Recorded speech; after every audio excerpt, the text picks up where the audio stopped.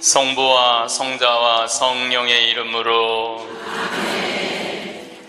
하느님, 제가 업무의 부름을 받을 때에는 아무리 강력한 화염 속에서도 한 생명을 구할 수 있는 힘을 저에게 주소서. 너무 늦기 전에 어린아이를 감싸 안을 수 있게 하시고 공포에 떨고 있는 노인을 구하게 하소서. 저에게는 언제나 안전을 기할 수 있게 하시어 아무리 강렬한 화염 속에서도 한 생명을 구할 수 있는 힘을 저에게 주소서. 신이시여, 내 차례가 되었을 때를 준비하게 하시고 불평하지 않고 강하게 하소서. 내가 들어가서 어린아이를 구하게 하소서. 나를 일찍 거두어 가시더라도 헛되지 않게, 그리고 그가 내민 손을 잡게 하소서.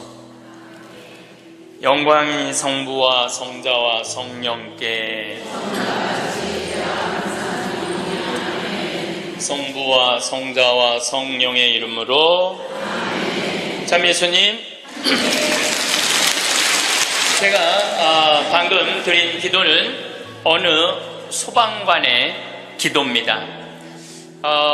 우리 생명을 책임지는 소방관들이 얼마나 애절하게 자기의 목숨을 바쳐서 사람들을 살리고 있는지 이 기도문을 읽으면서 많은 생각을 하게 됐습니다. 우리는 직업에 귀천이 없다고 이야기합니다. 그런데 제가 소방관들의 삶을 조금 들여다보니까 직업에 귀천이 있더라고요. 우리 한국 사회에서는 이번 여름에 엘래스카 강의를 갔었는데 마침 소방관 팀장, 거기는 캡틴이라고 부르는데 팀장 집에 머무르게 됐어요. 그래서 너무 궁금하잖아요. 특별한 직업을 가진 분이니까. 그리고 미국에서 인기 직업 1위는 소방관이에요. 그래서 제가 물어봤어요. 보통 소방관 처음 되면은 월급을 얼마를 받느냐? 그랬더니 한 4천만 원 정도 받는데요, 연봉이. 그리고 1년 반 훈련이 끝나고 정식 소방관이 되면은 6,500만 원 정도를 받는데요. 근데 우리나라 소방관은 정식적으로 소방관 합격을 해갖고 임명을 받으면은 첫 월급이 얼마냐면은 140만 원이에요. 사람의 생명을 이렇게 건지는 소방관들이 연봉이 이런 거 저런 거 다 따져서 한 2,500, 많을 때는 3천만 원밖에 되지 않습니다. 우리 그 캡틴이라는 분은 은퇴를 하고 리타이어를 하고 다시 소방관으로 다시 재취직을 해갖고, 미국은 그런 경우가 참 많아요. 일단 한번 은퇴하고 다시 그 자리로 가서 일하는 경우가 많아요. 그래서 그러면은 당신은 연봉이 얼마가 되냐 그러니까 저는 좀 많죠 그러더라고요. 그래서 얼마가 되느냐 그랬더니 한 1억 5천만 원 정도 됩니다 그러더라고요. 그러니까 미국에 가보면은요, 소방관 월급이 팀장, 캡틴 정도 되면은 1억 5천만 원 정도 돼요. 그리고 뉴욕 경찰, 뉴욕에 강의 갔을 때 내가 그런 거 궁금해 하잖아요. 얼마나 받나. 뉴욕 경찰은 연봉이 얼마냐 그러니까 뉴욕 경찰들은 경위 정도만 되면은, 경사 정도만 되면은 1억이 넘어간대요. 1억이. 그러니까 미국은 소방관, 경찰관, 군인들이 보통 한 5년 정도만 근무를 하면 1억이 넘어가요. 1억이. 제가 잠비아에 봉사활동 이렇게 갔을 때 나하고 같이 일을 하는 수녀님이 20년 전에 독일에서 유학을 했는데 장애시설, 복지학과 유학을 해갖고 장애시설에 많이 다녔대요. 근데 그 장애시설에 심리학과 여자 교수가 있었는데 퇴근할 때 보니까 그 운전기사랑 퇴근을 하더래요. 그래서 어떻게 운전기사랑 퇴근을 맨날 하느냐고, 저 사람 내 남편이라고. 심리학 교수면은 20년 전만 해도, 우리 지금도 심리학 쪽 공부를 했다 그러면은 사회적으로 최고의 직종인데, 아니, 당신은 교수고, 심리학 교수고, 의사인데도 이렇게 대단한데 어떻게 저렇게 남편이 운전기사인데 창피하지 않느냐고. 아무 문제 없다고. 우리 남편은 저 운전하는 걸 너무너무 좋아한다고. 그러니까 이 사람들은 자기가 교수고 남편이 운전기사라도 그 운전기사라는 것 자체가 하나도 안 창피한 거예요. 근데 우리나라 만약에 아내가 대학 교수인데 남편이 노란 학원차 운전하고 다니면은 창피할 것 같아요? 안 창피할 것 같아요? 우리 뭐라 그럴까? 당신 관도 그냥 내 얼굴로 그냥 살아. 아마 분명히 그럴 거예요. 우리나라는요, 머릿속에 직업에 귀천이 있는 나라예요. 그래갖고 수녀님이 너무 놀래니까 거기서 한 가지 더 내가 너무 놀래니까 수녀님이 더 놀라운 일이 있다고, 우리 장애시설에 청소하는 아줌마가 있었대요. 맨날 와서 창문 닦고 아주 즐겁게 노래도 하고. 근데 하루는 동양 수녀님이니까 수녀님 우리 집에 초대하고 싶다고. 그래서 그 청소하는 아줌마 집에 갔대요. 갔는데 집이 대궐처럼 으리으리하더래요. 근데 딱 나오는데 그 집 청소하는 아줌마가 이런 대궐집에 청소하는 그 뒷방에 있나? 갔는데 그 청소하는 아줌마가 알아볼 수 없을 만큼 귀 부인의 옷을 입고 딱 나오더래요.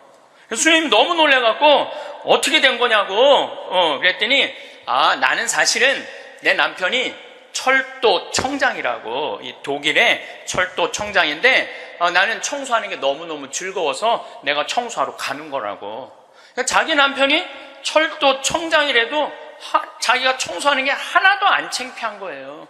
우리나라 지금 철도 청장 부인이 지금 무슨 동방자애학교 가갖고 청소하고 앉아있다고 그러면 그 월급 다 받는데, 그래갖고 그 월급 받아갖고 그 부인은 어떻게 하느냐면은 기부를 한대, 도네이션을 한대요. 자기 너무너무 즐겁다고. 그러니까 직업에 귀천이 없어요. 우리 알래스카에서 내가 한 일주일 동안 그 집에서 지냈는데, 이 캡틴은 요트가 있어요, 집에. 요트. 그리고 그 캠핑카 있죠? 차 안에 침대도 있고 음식도 해 먹을 수 있는 캠핑카도 있고. 그래서 나하고 동갑이에요. 또 그 친구가 신부님 여행 가자 그래서 정말로 요트도 타보고 캠핑카도 타보고, 우리나라의 소방장 정도, 팀장 정도인데 그렇게 행복하게 잘 살고 있더라고요. 근데 우리나라 사람들 머릿속에는 행복의 등식이 뭐냐면은 1등 서울대, 판검사, 행정고시 봐갖고 사무관, 국회의원, 이게 행복의 공식이야. 그래서 막 청소를 한다든가 소방관을 한다든가 경찰관을 한다든가 그런 거 들떨어진 애들이 하는 거라고 생각을 하고 있는 거야. 그리고 실질적으로 월급도 어떻게? 아주 적고, 우리나라 국회의원들은 1년에 월급이 한 1억 한 3천만 원 정도 돼요. 1억 3. 그런데 뭐 보좌관, 또 뭐 운전기사 뭐 다 하면 한 국회의원이 얼마를 쓰냐면 7억을 써요. 7억을 써요. 한 국회의원들이 어마어마하게 쓰는 거죠. 그런데 1000을 기준으로 하면 노르웨이 국회의원들은 일을 1000개를 하면은 우리나라 국회의원들은 그렇게 많은 돈을 벌고도 105개 정도밖에 안 한대요. 그러니까 우리나라의 최고 슈퍼 갑질은요, 조연아 부사장이 아니라 국회의원들이 슈퍼 갑질을 하고 있는 거예요. 돈은 돈대로 벌고 일은 하지 않는 거죠. 그래도 오늘 저 국회 내년 예산안 통과한 거 보니까 마음이 좀 편하네요. 몇 년 동안 제 나라 통과한 적이 없거든요. 오늘은 내가 아침에 뉴스를 보고 그래도 밥 먹을 자격이 있구나 이런 생각이 들었어요. 오늘은. 근데 여러분들, 앞으로 우리나라는 공부 잘한다고 행복한 시대는 갑니다. 이제 제가 왜 그런 시대가 가는지 말씀을 드릴게요. 10년 전만 해도 우리나라는 대학 입학생이 1년에 60만 명이었어요. 60만 명. 근데 2020년에는 대학 입학생들이 1년에 몇 명이냐면 30만 명으로 줄어들어요. 그러면 지금 우리나라 대학이 한 400개 되는데 2020년부터는 대학이 어떻게 줄어들 것 같아요? 300개, 200개 줄어들어요. 그럼 공부 잘해갖고 교수한 분들 다 어디 갈 것 같아요? 다 실직자 돼요. 그러니까 이놈의 새끼야 공부 열심히 해. 너 공부해야지 먹고 살아. 이런 시대는 끝나요. 이제는 앞으로 어떤 사람들이 정말로 먹기 살기 좋은 시대가 되느냐면 용접하는 사람들, 포크레인 운전할 줄 아는 사람들, 그 다음에 요리 잘하는 사람들, 청소 잘하는 사람들, 이런 사람들이 행복한 시대가 온다니까요. 세상이 너무나 지금 변하고 있어요. 우리 생태마을에 올해 직원들을 채용을 해요. 또 귀가 번쩍 분들이 이런 분들이 있으니까 야 나도 한번 거기 가볼까? 근데 이번에 자격은 뭐냐면 고등학교 졸업 예정자들만 뽑아요. 나는 대학 졸업 예정자들도 안 뽑아요. 대학원 졸업 예정자들도 안 뽑아요. 혹여 가끔 대학 졸업한 사람들, 대학원 다니는 사람들 뽑아요. 우리도 뽑는데 월급은 고등학교 졸업한 사람이나 대학 졸업한 사람이나 대학원 졸업한 사람이나 우리 생태마을 첫 월급은 똑같이 200만 원이에요. 고등학교 졸업해도 직원으로 되면 무조건 200만 원이에요. 아니 생각을 해봐요. 아니 매주 띄우는데 뭐하러 대학원 자격증이, 아니 배추 심는데 뭐하러 대학 졸업한 사람이 필요해요? 우리 생태마을에 필요한 사람은 어떤 사람이 필요하냐 하면 성실한 사람, 성격 좋은 사람, 이런 사람이 필요해요. 그리고 뭐 우리 생태마을에 지금 다녀간 사람이 100명도 넘죠. 우리 직원이 지금 한 40명 되니까 많이 바뀌어요. 근데 남아있는 사람이 어떤 사람이 남아있느냐면은 가정환경 행복했던 사람, 성실한 사람, 이런 사람들이 남아있어요. 가정환경 불행했던 사람, 어린 시절을 힘들게 지냈던 사람은요 많이 견뎌야 6개월이에요. 그러니까 이제는 공부를 잘하는 사람이 성공하는 시대가 아니라, 공부를 잘하는 사람이 성공하는 시대가 아니라 행복한 사람이 성공하는 시대가 오는 거예요. 근데 우리나라 OECD 국가 어린이 행복지수 조사를 해봤는데 11살, 13살, 15살을 대상으로 행복지수를 점수를 내봤는데 노르웨이가 95점인데 우리나라 애들이 60점이에요. 우리나라 애들은 안 행복해요. 이거 OECD 국가 중에 우리나라가 꼴등이에요. 심각합니다. 왜 심각하냐 하면은 어렸을 때 안 행복한 애들이 커서 행복할 것 같아요? 절대 그런 일은 없어요. 어렸을 때 추억이 많고 어렸을 때 행복한 애들이 커서도 행복한 거예요. 근데 우리나라는 대학생이 하루에 몇 시간 공부하냐면 4시간 공부해요. 초등학생이 하루에 몇 시간 공부하냐면 5시간 반을 공부를 해요. 중학생은 하루에 몇 시간 공부하느냐면 7시간을 공부해요. 고등학생은 하루에 몇 시간을 공부하느냐면 8시간 반을 공부를 해요. 그럼 여러분들 하루에 8시간 반을 공부한다고 그러면은 밥 먹는 시간 1시간, 1시간, 1시간, 3시간 빼고, 그것도 못 먹는다고 그러긴 하지만은, 그리고 학교 가는 시간 빼고, 그러면은요 애들은요 잠자는 거 빼고는 공부만 하는 거예요. 그러니까 얘네들은 엄마, 아빠, 형제들이랑 먹고 마시고 놀 시간이 없어요. 제가 지난 시간에도 말씀드렸지만은 이 세상에 가장 중요한 일은 뭐냐면은 먹고 마시고 노는 일이에요. 우리가 여러분들 왜 예수님하고 추억이 많아요? 예수님은 세리와 죄인들과 먹고 마시고 놀았기 때문에 추억이 많은 거예요. 만약에 예수님이 우리랑 먹고 마시고 놀지 않았다면 우린 추억이 하나도 없을 거예요. 오늘 복음도 막 병자들 고쳐주고 난 다음에 너무너무 마음이 안타까워. 예수님이 너무너무 안타까우니까 내가 마음이 아프다. 저 사람들 먹을 걸 우리가 주자. 그러니까 예수님 먹는 거 진짜 중요하게 여기신 분이에요. 우리가 주자. 없습니다. 아무것도 빵 몇 개 하고 물고기 몇 개밖에 없습니다. 그래도 너희들이 줘라. 그냥 다 줘서 배불리 먹여서 보내신 분이 예수님이에요. 그러니까 성서에 보면 먹는 얘기 참 많이 나와요. 예수님 첫 기적도 가나의 혼인잔치에서 먹는 얘기죠. 그렇죠? 세리네 집에 가서 먹었죠. 자케온네 집에 가서 먹었죠. 사마리아 여인하고는 우물가에서 물 먹으면서 얘기했죠. 그러니까 먹고 마시고 노는 일은 참으로 중요한 일이에요. 그럴 때 추억이 많은 거예요. 근데 우리나라 초등학교, 중고등학교 아이들은 엄마 아빠랑 먹고 마시고 놀 일이 없어요. 그러니까 커서도 엄마 아빠하고 추억이 하나도 없는 거예요. 행복했던 순간도 없고. 미국 애들은, 초등학교 애들이, 우리나라 애들은 5시간 반 공부하는데 미국 애들은 초등학교 애들이 하루에 몇 시간 공부하느냐면 2시간 반 공부해. 그러니까 이거는 공부하는 흉내만 내는 거야. 그 얘네들은 계속 먹고 마시고 노는 거예요. 계속. 제가 미국 강의를 가보면은요, 얘네들이 하는 거는 정말로 먹고 마시고 노는 일이에요.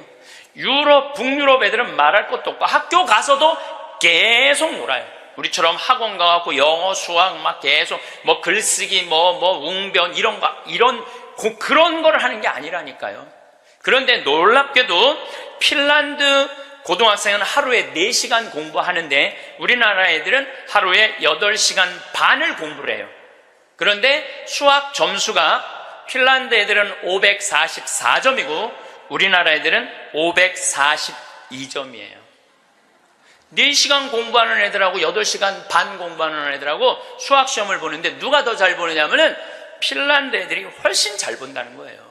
이게 무슨 얘기냐면 여러분들이 자녀들 학원 보내는 거 다 쓸데없는 데다 보내고 있는 거예요.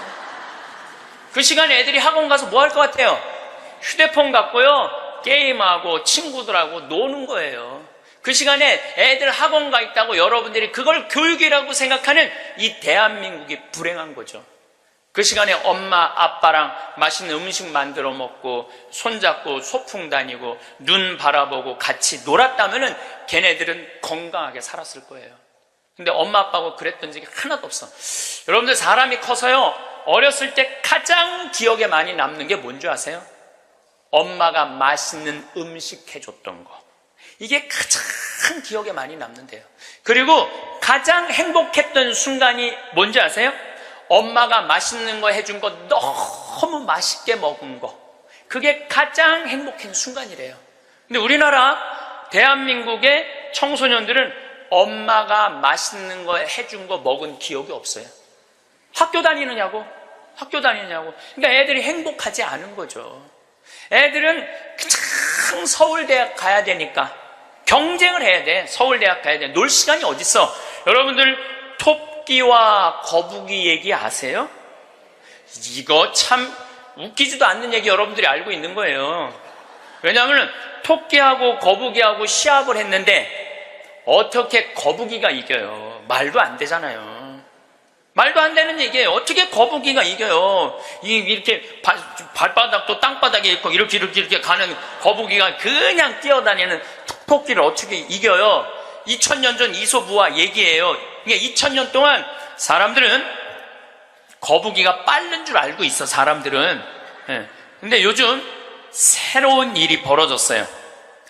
그 후손 토끼가 생각해보니까 너무 자존심 상하는 거야. 아니 이 빠른 우리가 거북이한테 진다는 걸 모든 사람들이 알고 있다는 게 너무 웃기잖아요. 그래갖고 토끼가 거북이한테 도전장을 내요. 다시 시합하자. 2차전을 벌이자. 2차전을 벌이자. 그래갖고 거북이가 생각해보니까 니네들은 이 토끼들은 막 뛰어야 되기 때문에 심장이 너무 빨리 뛰기 때문에 쉬어야 돼. 그래서 얘네들은 반드시 뭐가 필요하냐면 토끼 잠이 필요해요. 토끼 잠을 자야 돼, 얘네들은. 그러니까 거북이는 믿는 구석이 있어. 너 또 토끼 잠 잘 거니까 시합해도 우리가 분명히 이길 것이다. 그래도 거북이가 생각해보니까 그래도 준비를 해야 될 것 같아.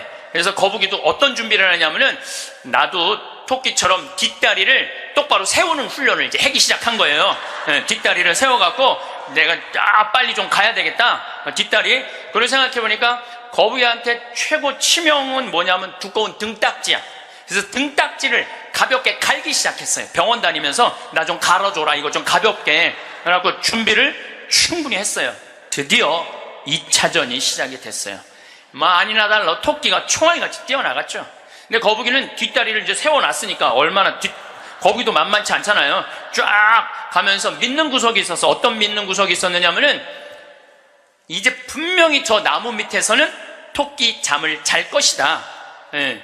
그래갖고 토끼가 딱 보니까 역시 멀리서 지가 뒷다리를 세워봤자지. 그래갖고 쫙 오는데 자도 될 것 같아. 딱 잠을 자면서 내가 1시간만 자야지, 2시간 잘 거, 1시간만 자야지. 그런데 이제 거북이는 지나갔어. 지나가면서 네가 그러면 그렇지, 네가 토끼가 토끼 잠을 자야지. 딱 어느 정도 중간까지 갔는데 토끼가 깨어난 거예요. 2시간 잘 거 1시간 훈련을 열심히 했으니까 1시간 만에 딱 깨어나갖고 거의 결승점 도달점에 총알같이 토끼가 지나간 거예요. 그리고 거북이가 가다 보니까 토끼가 지나간 거예요. 그래서 이제 토끼가 이 불명예를 씻었어요. 드디어 이제 모든 이 짐승계에는 드디어 토끼가 이겼댄다. 걔가 토끼잠을 줄여갖고 그 거북이를 이겼댄다. 근데 이제 누가 슬프기 시작했느냐면 거북이가 슬프기 시작했어요. 내가 지다니, 이건 있을 수 없는 일이다. 내가 2000년 동안 거북이의 그 성실성 하나로 거북이가 토끼를 이겼다고 모든 세상이 다 알고 있는데 내가 이게 지다니, 이건 있을 수 없는 일이다. 절치부심한 거북이가 다시 토끼한테 도전장을 냈어요. 한 번 더 붙자. 3세판이다. 3세판. 한 번 더 붙자. 토끼가 그래? 뭐 그러면은 귀양 내가 명예를 씻으려면 완전히 씻어야 되니까 한 번 더 붙자. 이번에 거북이는 아무리 생각해도 뒷다리 갖고는 안 될 것 같아. 앞다리까지 세우는 훈련을 한 거야. 이거를 이렇게 똑바로 세우는 훈련을 한 거야. 그래갖고 정말 피나는 훈련을 해갖고 근육을 다 세웠어요. 그리고 생각해보니까 이 등딱지는 갈아서 될 게 아닌 것 같아.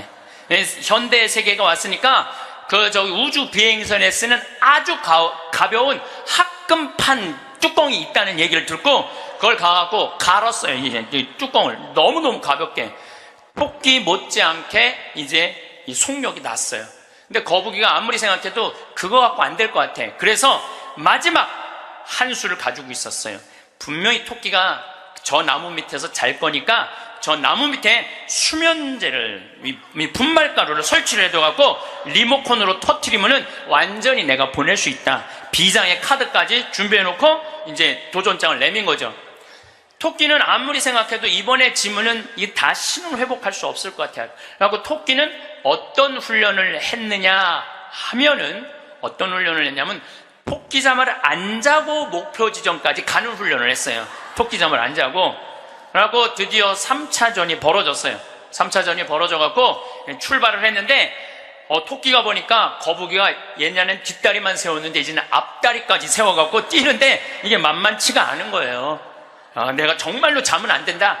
죽어라고 뛰면서 나무 밑에 도착했는데 너무 졸렸지만 그걸 극복하고 뛰어갔어요. 아니 리모컨까지 다 설치하고 이제 터트리기만 하면 이제 완전히 재워갖고 그 토끼잠으로 이기려고 그랬는데 리모컨 터트릴 시간이 없는 거예요. 이건 해보지도 못하고 져버렸어, 거북이가. 그러니까 거북이가 뭐가 왔느냐면 우울증이 왔어요. 우울증이 야, 내가 저 토끼한테는 정말로 어떻게 해볼 도리가 없단 말인가. 너무 우울증이 슬퍼갖고 이제 자살까지 생각을 했어요. 근데 할아버지가 그 손자 거북이를 보고 이런 말을 해요. 거북아, 손자야, 슬퍼하지 말아라. 너 토끼가 몇 년 사는 줄 아냐? 잘 모르는데요. 토끼는 그렇게 죽어라고 뛰기 때문에 토끼 수명은 7년이다. 7년. 근데 우리 거북이들은 수명이 얼마인 줄 아냐? 우리 거북이들은 할아버지가 지금 몇 살이에요? 내가 지금 190살이다. 우리 거북이는 느리기 때문에 수명이 200살이다. 너는 느린 게 네 본질인데 왜 토끼 이기려고 그 되지도 않는 뒷다리 앞다리 세우고 왜 그렇게 인생을 힘들게 사느냐. 너는 천천히 사는 게 너의 운명이다. 그 생각을 해보니까 가만히 생각해 되지도 않는 시합을 2000년 동안 한 자기 거북이하고 토끼, 그게 웃긴 거예요. 그래서 이 거북이는 천천히 다니고 자기의 그 본성에 따라 사니까 사는 게 너무너무 즐거워요. 그러니까 느린 게 빠른 것보다 훨씬 좋구나. 빠르면 7년밖에 못 사는데 느리니까 200년을 사니까 아무리 토끼가 빠르면 왜 빨리 죽는데. 그런데 지금 대한민국은 우리 자녀들을 거북이로 안 키우고 뭘로 키우냐면 토끼로 키우고 있어요. 토끼로. 7년밖에 안 살릴 생각을 하고 토끼로 키우고 있어요. 그렇게 가장 큰 희생자가 된 사람이 누구냐면은 사도세자예요. 여러분도 사도세자 얘기 알죠? 네. 사도세자가 언제 죽었느냐면 1762년 이모년에 5월 13일 날 뒤주에 들어가고 5월 22일 날 죽었어요. 8일 동안 있다가. 그런데 이 사도세자는 아버지가 영조인데 아버지의 첫째 아들이 효장세자가 있었는데 9살에 죽어요. 9살에 죽다가 40이 넘어서 아들 하나를 얻어요. 이게 바로 이선, 정조는 이산, 정조의 아버지인 사도세자의 진짜 이름은 이선이에요. 사도세자는 죽고 난 다음에 영조가 불러준 이름, 슬픔을 생각해라, 생각살자, 슬플 도자, 그래갖고 사도세자고 진짜 이름은 이선이에요. 그러니까 40이 넘어서 아들을 하나 얻었으니까 효장세자가 죽고 난 다음에 너무너무 슬펐는데 이 영조는 이 아들이 너무너무 귀했던 거야. 그래갖고 2살에 사도세자 책봉을 해요. 근데 얘가 얼마나 똑똑했느냐 하면은 2살 때 왕자라는 한자를 보고 아버지가 이게 무슨 자냐? 그러면 아버지를 가르쳤어요. 이게 아버지 자다. 왕자를 보고. 세자짜리를 보고 이거는 무슨 자냐? 이건 나다. 2살짜리가 5살 때 효경을 줄줄줄줄 외워요. 영조라는 임금은 공부하기 너무너무 좋아했던 임금이거든요. 그러니까 이게 진짜 똑똑한 놈 만들어 보겠다고, 똑똑한 놈 만들어 보겠다고 선생을 몇 명을 들이냐면 20명을 들여요. 그래갖고 아침, 점심, 저녁으로 가르치는 거야. 계속 가르치는 거야. 그리고 이제 시험을 아버지가 나와서 보는 거예요. 너 사서삼경에 이게 무슨 뜻이냐? 그러면 20명이 둘러있고 5살, 6살짜리가 까먹을 수도 있잖아요. 그러면 대답을 못하면은요, 영조가 눈을 부라리면서 이놈 그것도 모르느냐고. 근데 세자는 때릴 수가 없었어요. 누구를 때리냐면 세자를 업고 다니는 내시를 때리는 거예요. 대신 맞는 거예요. 그러니까 여러분도 어린아이가 생각을 해봐요. 내가 문제 하나 못 맞히면은 저 내시들이 두들겨 맞으니 얼마나 이 스트레스를 많이 받아요. 그런데 7살, 10살 때는 칼싸움 하는 거 좋아하잖아요. 저도 어렸을 때 맨날 산에 가고 나무 잘라갖고 맨날 칼싸움 해갖고 여기 맨날 여기 찢어지고 그랬던 기억나요. 이 선은 상궁들하고 칼싸움을 해요. 그걸 본 영조는요, 이 상궁들을 때려 죽여요. 때려 죽여요, 그냥.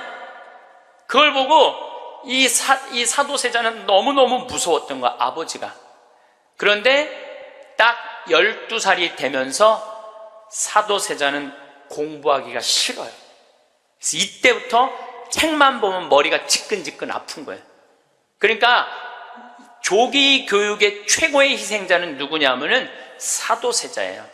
그러니까 아버지는 공부를 가르치는데 아들은 공부하기가 싫은 거야. 그리고 얘가 키가 엄청나게 커요. 사도세자가 세자 그래갖고 나만큼 조그만 줄 아는데 키가 1m 막 80대고 청룡도를 휘두를 정도로 힘이 좋았다는 거. 관우가 청룡도를 휘두르고 그랬다는 거예요. 말도 잘 타고 화살도 잘 쏘고. 근데 아버지는 그게 너무너무 싫었던 거야. 그렇게 하는 게. 그래서 아버지하고 점점 갈등을 일으키면서 광증에 시달려요. 미쳐갖고 나중에는 마지막에 자기가 데리고 있었던 시종들 100명을 죽여요. 마음에 안 들면 칼로 쳐 죽이는 거예요. 나중에 무당하고도 살고 비구니 스님하고도 살고 도저히 아버지가 컨트롤할 수 없을 정도로. 엄마도 해경궁 홍씨도 자기 남편을 컨트롤할 수 없어요. 그래서 결국은 죽일 수밖에 없었던 거예요. 이게 사도세자의 슬픔이에요. 이게 조기교육의 희생자예요. 조기교육의 희생자. 그런데 이 사도세자도 내가 보기엔 딱 7년 만에 돌은 거야. 토끼처럼 7년 만에 돌은 거예요. 근데 여러분들도 초등학교 1학년 때부터 애들 어떻게 해요? 영조가 20명 선생 된 거나 여러분들이 학원 애들 10개, 12개 보내는 거나 다를 바 하나도 없어요. 애들 미치게 만드는 거예요. 그러면은 언제까지가 애들이 엄마가 시키는 대로 따라하느냐면 중학교 1학년 때까지는 딱 시켜요. 해요. 근데 딱 그 7년이 지나고 나면 애들 눈빛이 쫙 꺾어지기 시작해요. 예. 중학교 2학년만 되면은 눈빛이 싹 돌아가기 시작해요. 돌아가기 시작하면 그때부터 애들은 미치는 거예요. 근데 여러분들 이게 웃을 일이 아니에요. 그 미치는 애들이요, 한둘이 아니에요. 참 많아요. 그럼 이때부터는 엄마도 컨트롤이 안 되는 거예요. 아버지도 컨트롤이 안 되는 거예요. 그 얘는 행복했던 순간이 하나도 없었던 거야. 행복했던 순간이 없기 때문에 이때부터는 엄마한테 소리 지르고 물건 던지고, 심지어는 엄마를 때리는 아이들도 참 많습니다. 이 엄마들은 어디 가서 얘기도 못해. 얘기도 못해. 중학교 2학년, 3학년 되는 애한테 맞는다, 자식이 무서워서 벌벌벌벌 떠는 부모들이 참 많습니다. 그럼 얘가 미치게 만드는 장본인이 누구예요? 엄마들이에요. 엄마들이 얘를 미치게 만드는 거예요. 미쳐갖고 이제 애가 이렇게 뛰고 저렇게 뛰면 나한테 데리고 와요. 그러면 얘네들 눈빛이 싹 돌아간 걸 내가 봐요. 그럼 상담을 해보잖아요. 그럼 걔네들이 나한테 하는 얘기가, 자기는 초등학교 때 자기 자유시간이 하나도 없었다는 거예요. 자유시간 하나도 없이 엄마가 이 학원 가라면 저 학원 가고 저 학원 가고 저라고, 그래서 자기 미치겠다는 거예요. 막 속에서 불이 일어난다는 거예요. 불. 이 사도세자가 뭐라 하냐면 자기 속에서는 울화증이 일어났다. 울화증이. 만약에 영조가, 사도세자가 그렇게 무기신식이라는, 무에서도 편해요. 사도세자가 그만큼 똑똑한 사람이었고, 만약에 영조가 이 아들을 정말로 청룡도도 마음대로 하게 하고 창, 활, 말 다 잘 탔거든요. 그렇게 키웠다면 우리나라는 광개토왕 대왕만큼 훌륭한 군주, 강력한 군주를 18세기에 모실 수 있었을 거야. 사도세자가 죽고 난 다음에 정조가 임금이 됐잖아요. 권력 기반이 취약했어요. 그 다음에 정조가 1800년에 죽고 순조, 헌종, 철종, 고종 다 7살, 10살, 18살, 17살짜리들이 왕 되면서 조선은 끝난 거예요. 여러분들도 지금 가만히 생각해봐요. 지금 내가 하나, 둘 가지고 있는 애 공부 그렇게 시켜갖고 미쳤어. 그렇게 미쳤어? 그러면요, 그 집안은요, 나중으로도 희망이 없는 집안이에요. 그리고 참 고치기 힘든 병이 뭔지 아세요? 정신병이에요. 제가 수많은 사람들을 만나면서, 수많은 아이들을 만나면서 가장 고치기 힘든 병이 정신병이에요. 우울증이라든가 조울증이라든가 이렇게 걸린 사람들은 평생 병원에 들락날락하고 평생 약 먹다가 결국은 그렇게 죽는 거예요. 근데 자기 자식을 뒤주에 가둬서 죽이지는 않지만, 여기 있는 분들 중에 뒤주에 가둬서 죽일 사람은 없지만은 그렇게 미치게 만드는 부모들이 참 많다는 거예요. 미치게 만드는 거예요. 그놈의 1등 병 때문에. 여러분들 초등학교 때 막 뛰어노는 애 중에 미치는 애들은 없어요. 초등학교 때 막 엄마 아빠랑 같이 뛰어놀고 들로 산으로 뭐 친구들하고 어울리고 엄마 아빠하고 먹고 마시고 논 아이들 중에 미치는 애들은 없어요. 어떤 애들이 미치냐면 되지도 않는, 머리 돌아가지도 않는 책상에서, 학원에서 시달리면서 미치는 애들이 막 하는 거죠. 거북이가 등딱지 합금으로 바꾸듯이 자식 영어 발음 좋게 한다고 혀 이렇게 늘리는 수술하고, 초등학생들한테 10개씩 학원 다니게 하는 일이 자식 미치게 만드는 일이에요. 이렇게 얘기해요. 엄마, 나 왜 이렇게 공부해야 돼? 너 1살서부터 30살 때까지 열심히 공부해서 나중에 행복하게 하려고 그래. 나중에 행복한 건 없어요. 행복하려면 언제 행복해야 돼? 지금 행복해야 돼요. 지금 행복하지 않는 애는 나중에도 안 행복해요. 여러분들도 마찬가지입니다. 많은 분들이 나는 이제 아파트도 사놓고 애들 결혼도 시켜놓고 내가 이제 60살서부터 나중에 행복해야지. 그런 분은요, 떨커덕 오늘 아침에도 내가 나오면서 암 걸린 분 안수기도를 해주고 나왔는데, 내 손에서 안 나와도 안수를 받고 싶다 그래서 내가 해주고 왔어요. 내 손에서 안 나와도 안수를 받고 싶다 그래서 해주고 나왔는데, 자매님 보니까 굉장히 건강한데 무슨 암 말기래요. 대개 우리는요, 나중은 안 기다려요.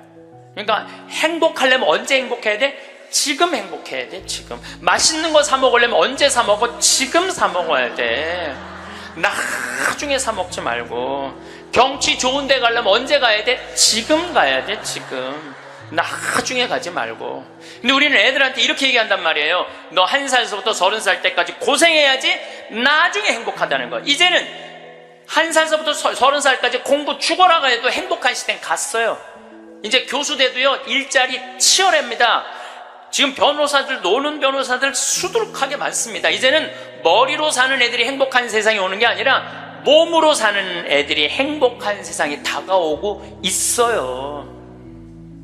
나는 어제도 우리 직원이 저녁에 이제 대전에서 강의 끝나고 들어갔는데, 고등학교 졸업하고 군대 갔다 와서 대학교 다니다 때려치고 우리 집에 왔어요.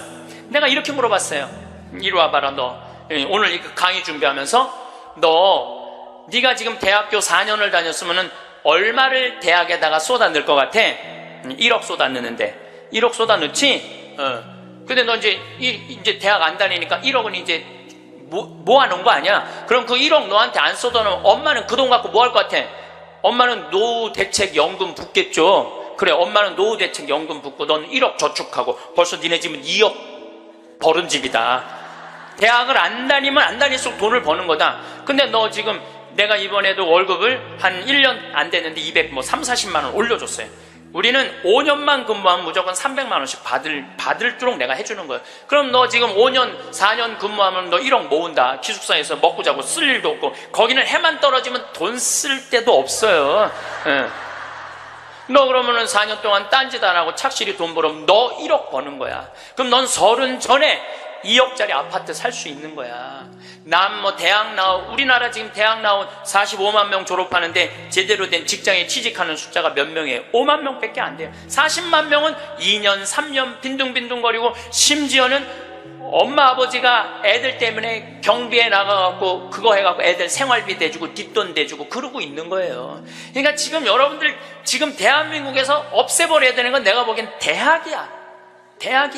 대학만 없어지면 전부 일의 소중한 가치를 배우고 다 행복하게 살 수 있어. 아니, 대학 졸업하고 딱딱딱 취직하면은 내가 왜 대학을 귀하게 여기지 않아요? 대학 졸업하는 애 거의 반 이상은 빈둥빈둥 놀고 있는데. 그러니까 우리나라 할머니 60, 70 된 분은 쓸 머리 나쁜 몸으로 살 놈한테 돈 쏟아 넣느냐고.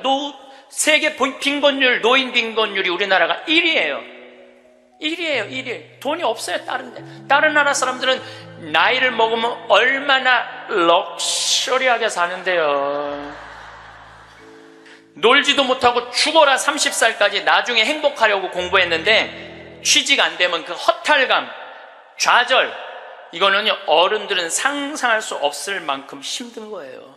상상할 수 없을 만큼. 한 3달 전에 아주 이쁘장한 여자아이가 저를 찾아왔어요. 공부도 굉장히 잘하는 아이예요. 공무원 시험을 보는데 계속 3번인가 4번 떨어진 거예요. 너무너무 좌절감, 우울증에 시달려있는 아이예요. 그래서 날 찾아왔어요. 그래서 내가 얘기했어요. 꼭 공무원을 해야 되냐? 꼭 좋은 회사를 가야 되냐? 그냥 내가 즐겁게 일하고 그냥 행복하게 살면 되지 왜 그 힘든 목표를 세워놓고 계속 좌절감을 느끼느냐? 넌 좀 오늘을 좀 행복하게 살아라. 근데 이 친구가 며칠 전에 저한테 메시지 했어요. 신부님, 저 취직했어요. 너무너무 행복해요. 눈높이를 조금만 낮추면 우리는 지금 행복할 수 있는데 항상 나중에 행복하려고 눈높이를 너무 높여갖고 그것도 못하고 이것도 못하고 저것도 못하는 거예요. 그러니까 우리나라 애들 1살서부터 30살까지 안 행복해. 그럼 30살서부터 60살은 행복해요? 30살서부터 60살? 안 행복해. 왜 안 행복하냐면 이 30살서부터 60살들은 자기 인생이 없어. 왜냐면 1살서부터 30살 된 자식들 뒷바라지 않으냐고 자기 인생이 없는 거야. 그러니까 자기를 위해서 학원을 다녀봤던 적이 없어. 30살서부터 60살들은 기타 학원을 다닌다든지 피아노 학원을 다닌다든지 꽃꽂이 학원을 다닌다든지 나처럼 필라테스 학원을 다닌다든지 자기를 위해서 이런 학원을 다녀본 적이 없어. 자기 인생이 없어. 오로지 자식 뒷바라지 않으냐고. 그래서 헬리콥터 맘이라고 그러잖아요. 자식 뒤 뺑글뺑글 따라다니는 거야. 초등학교 유치원 따라다녀, 초등학교 따라다녀, 중고등학교 따라다녀, 심지어는 대학까지 따라다닌다는 거예요. 그래갖고 커리큘럼 수업 과정 짜주군 엄마들 많아. 그리고 학점이 조금 나오면 교수한테 가서 따진다는 거. 우리 애 학점이 왜 요것밖에 안 주느냐고. 나중에 취직하려면 학점이 높아야 되는데. 군대도 뺑글뺑글한데요.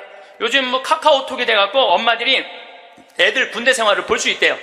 그럼 애가 좀만 얼굴이 이상하면은 그 상사한테 그런대요. 왜 우리 애 얼굴이 이러느냐, 뭐가 문제가 있느냐.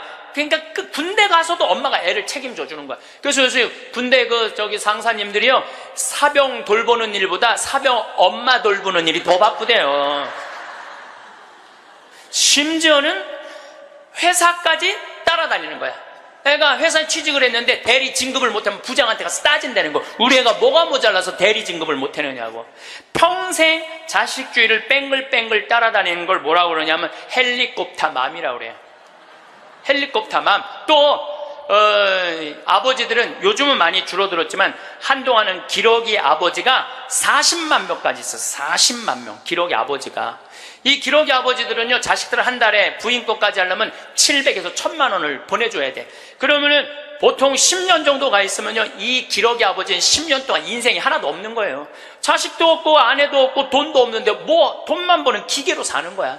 그러니까 자기 인생을 못 사는 거. 30살서부터 60살들은 자기 인생이 없는 거예요. 근데 문제는 60살 때 30살 된 자식이 이렇게 말합니다. 엄마, 이제 엄마 인생 살아.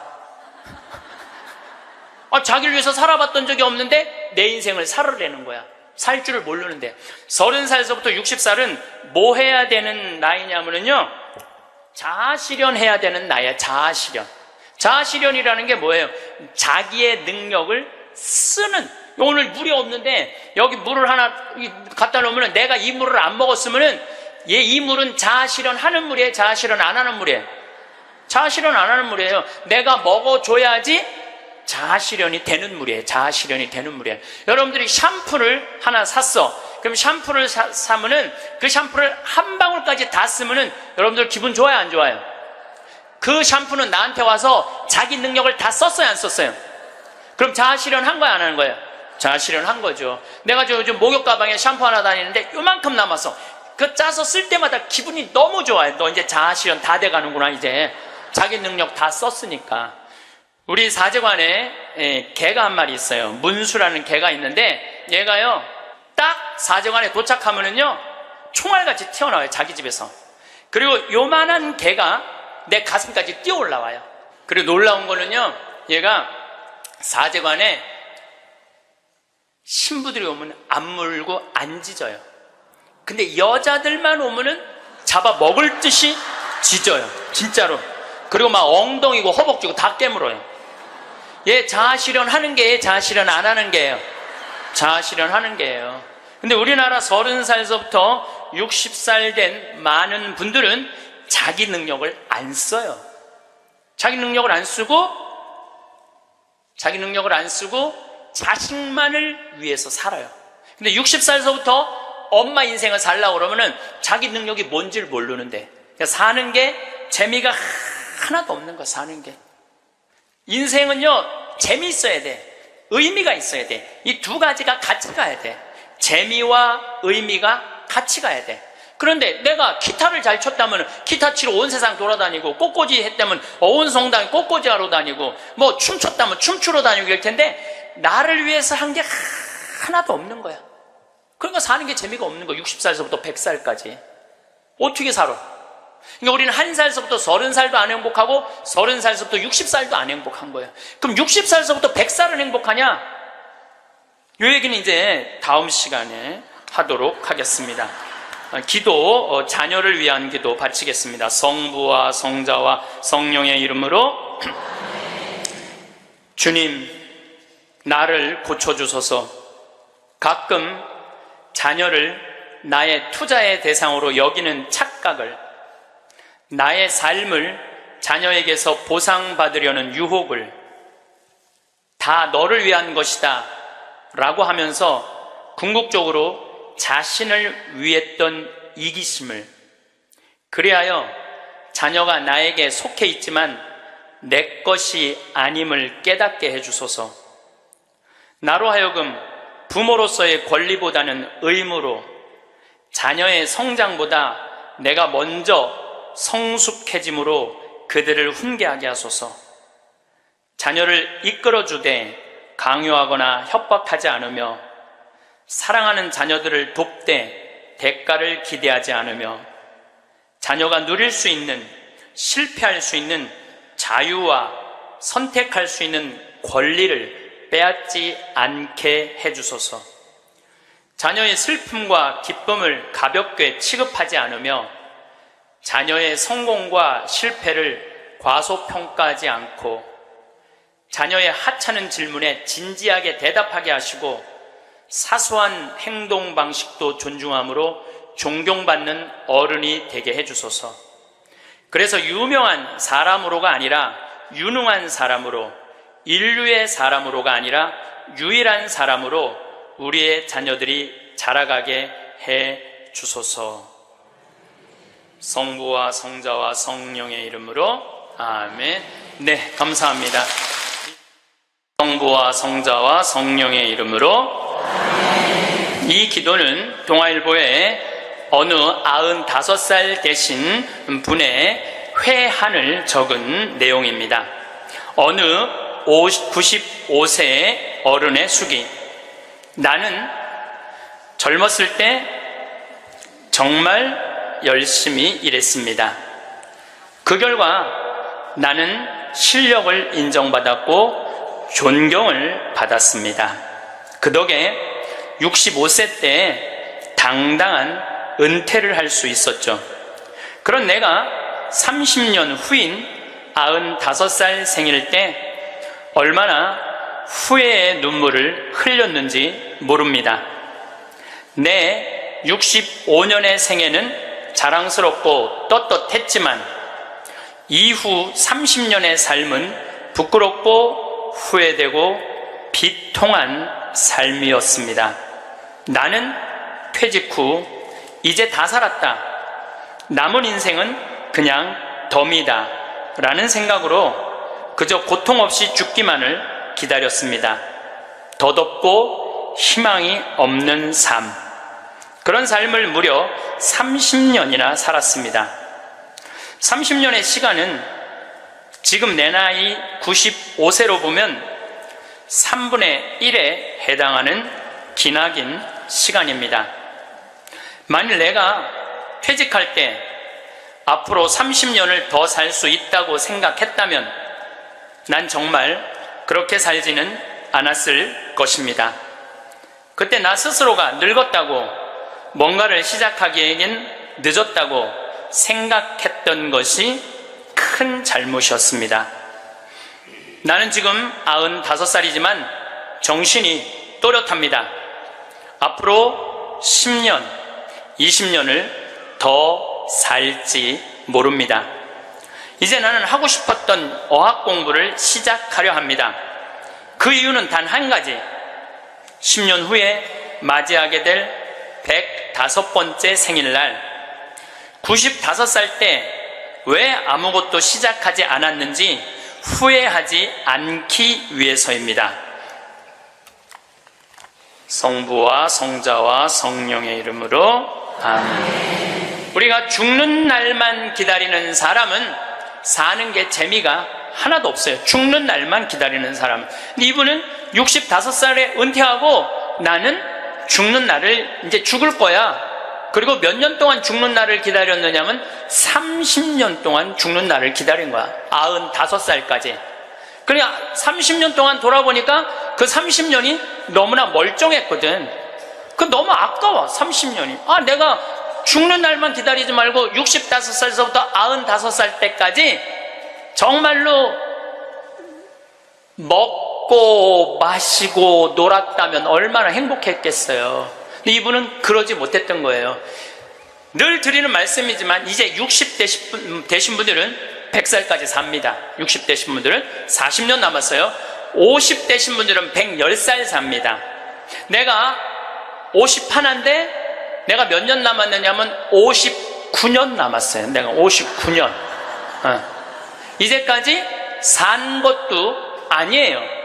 40살들은 120살까지 살 겁니다. 그제 여러분들 먹는 당뇨병 안에, 그 약 안에 기가 막힌 좋은 물질이 있대요. 당뇨병 안에. 그래서 그 약을 잘만 이제 컨트롤하면, 그 약을 잘 먹으면 120살까지 사는데 별 문제가 없다는 거예요.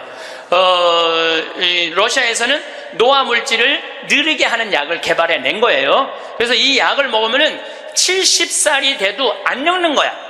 70살이 돼도 20살 같이 몸매가 좋고 피부도 좋다는 거예요. 이제 이 약을 먹기 시작하면은, 제가 아까 말씀드렸듯이 세상은 완전히 새로운 세상이 펼쳐지고 있는 거예요. 그래서 미래 학자들이 앞으로는 애를 몇 살에 낳는 게 가장 합리적이냐면은 70살에 낳는 게 가장 합리적이라는 거예요. 70살에 애를 낳는 게. 그런데 저는 여기에 전적으로 동의합니다.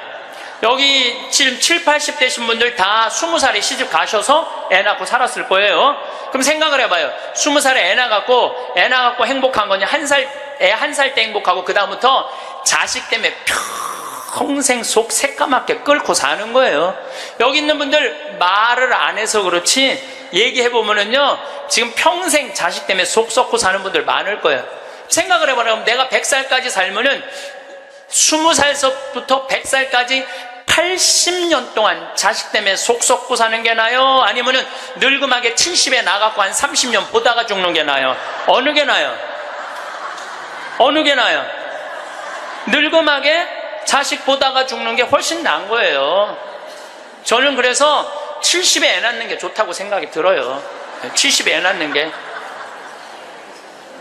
4년 전에 우리나라가 100살 이상이 1,800명이었어요. 여자가 1,700명, 남자가 100명이에요. 100명. 여자들이요, 안 죽어요. 여자들이 이상하게. 그런데 작년에 우리나라가 100살 이상이 몇 명이냐면은 15,000명이에요. 15,000명. 이제는 제가 보기엔 총알같이 이제 100살 이상이 50만 명, 100만 명 시대도 온다는 거예요. 100살 이상이. 근데 80살까지는 괜찮아요. 오래는 데도 있고 갈 때도 있고.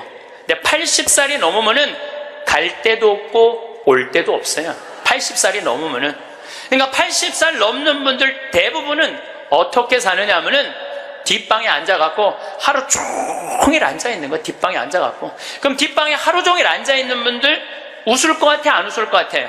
안 웃어요. 웃을 일이 있어요. 혼자 하하하 하고 방에서 뭐하고 그렇게 웃어요? 안 웃어요. 그러니까 하루 종일 한 번도 안 웃는 건 문제도 아니야. 일주일 내내 한 번도 안 웃어. 일주일 내내 한 번도 안 웃는 건 문제도 아니야. 80살에서부터 90살까지 10년 동안 한 번도 안 웃고 사는 할머니들 많아요. 그런 할머니들은 90살 때 보면 얼굴이 어떤 줄 알아요?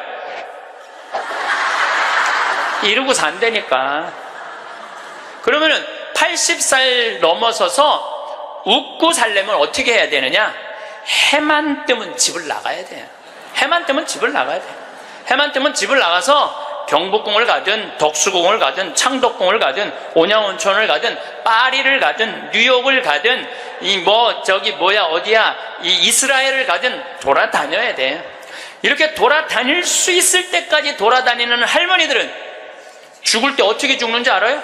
지쳐서 죽는다니까. 지쳐서. 95살 때쯤에 나는 힘들어서 도저히 못 살겠다, 나는 이제 죽어야 되겠다 라고 지쳐서 죽는다니까. 죽을 땐 지쳐서 죽어야 돼요. 근데 어떤 분이 자기도 미치냐고 자식도 미치게 하는 분이 어떤 분이냐면은 80살에서부터 90살까지 돈 쓰는 거 무서워갖고 한 번도 바깥에 안 나가는 사람들. 이런 사람들은 10년 동안 안 움직이면요 허벅지에 뼈밖에 없어요. 근육이 하나도 없어요. 이분들은 90살에 할 수 있는 일은 딱 한 가지예요. 누워서 똥오줌 싸는 거예요. 90살에 똥오줌을 싸기 시작하면요 삶의 질은 완전히 바닥으로 떨어지는 거예요. 싸는 본인도 힘들고 치는 자식들도 힘든 거예요. 생각을 해봐요. 여러분들 90살이 싸는 똥이랑 1살이 싸는 똥이 같아? 이건 달라요. 1살이 싸는 똥은 향이라도 나지. 향이라도 나요. 90살이 싸는 똥은 서로 못 견디는 거예요. 여러분들이 자식한테 줄 수 있는 최고의 선물은 뭔 줄 아세요? 내 발로 마지막까지 화장실 가 주는 게 자식한테 줄 수 있는 마지막 선물이에요. 그러려면 어떻게 해야 돼? 나가야 돼. 무조건 돌아다녀야 돼요. 무슨 돈으로? 집 잡혀서 돌아다녀요. 집 잡혀서 돌아다니세요. 자식한테 물려줄 생각하지 말고. 여러분들이 만약에 70살에 다 살았다고 생각하고 자식들한테 재산을 물려주는 순간 여러분들은 자식 잃어버리고 재산 잃어버리고 인생 잃어버리는 거예요. 여러분들 70살에 자식들한테 재산 주면은 자식이 계속 찾아오고 용돈 주고 찾아와요, 안 찾아와요? 용돈도 안 주고요, 찾아오지도 않아요. 그래서 이번 10월 2일 날 노인의 날 무슨 법이 발효가 됐느냐면 불효자 방지법이 발의가 됐어요. 불효자 방지법. 불효자 방지법이 뭐냐면은 내가 재산 주고 다 줬는데, 집도 줬는데 자식이 용돈도 안 주고 찾아오지도 않으면 내가 준 재산, 내가 준 집을 다시 찾아올 수 있는 법 아니에요. 그냥 다시 찾아올 수 있는 건, 넌 용돈도 안 주고 나 책임도 안 지니까 원래 내 자산이니까 내 다시 갖고 올게.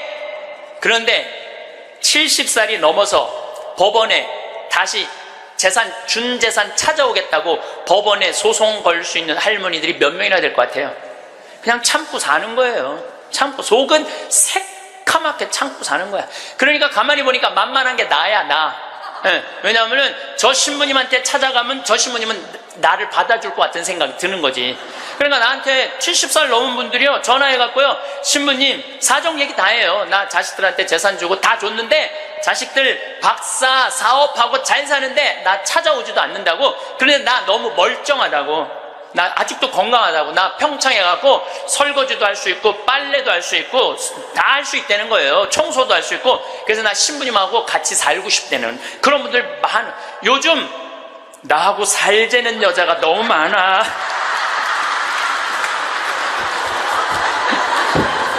일년에 500명도 더 되는 것 같아. 그래서 제가 그 편지들을요, 지금은 다 모아놔요. 왜 모아놓냐면 그 내용이 기가 막혀요.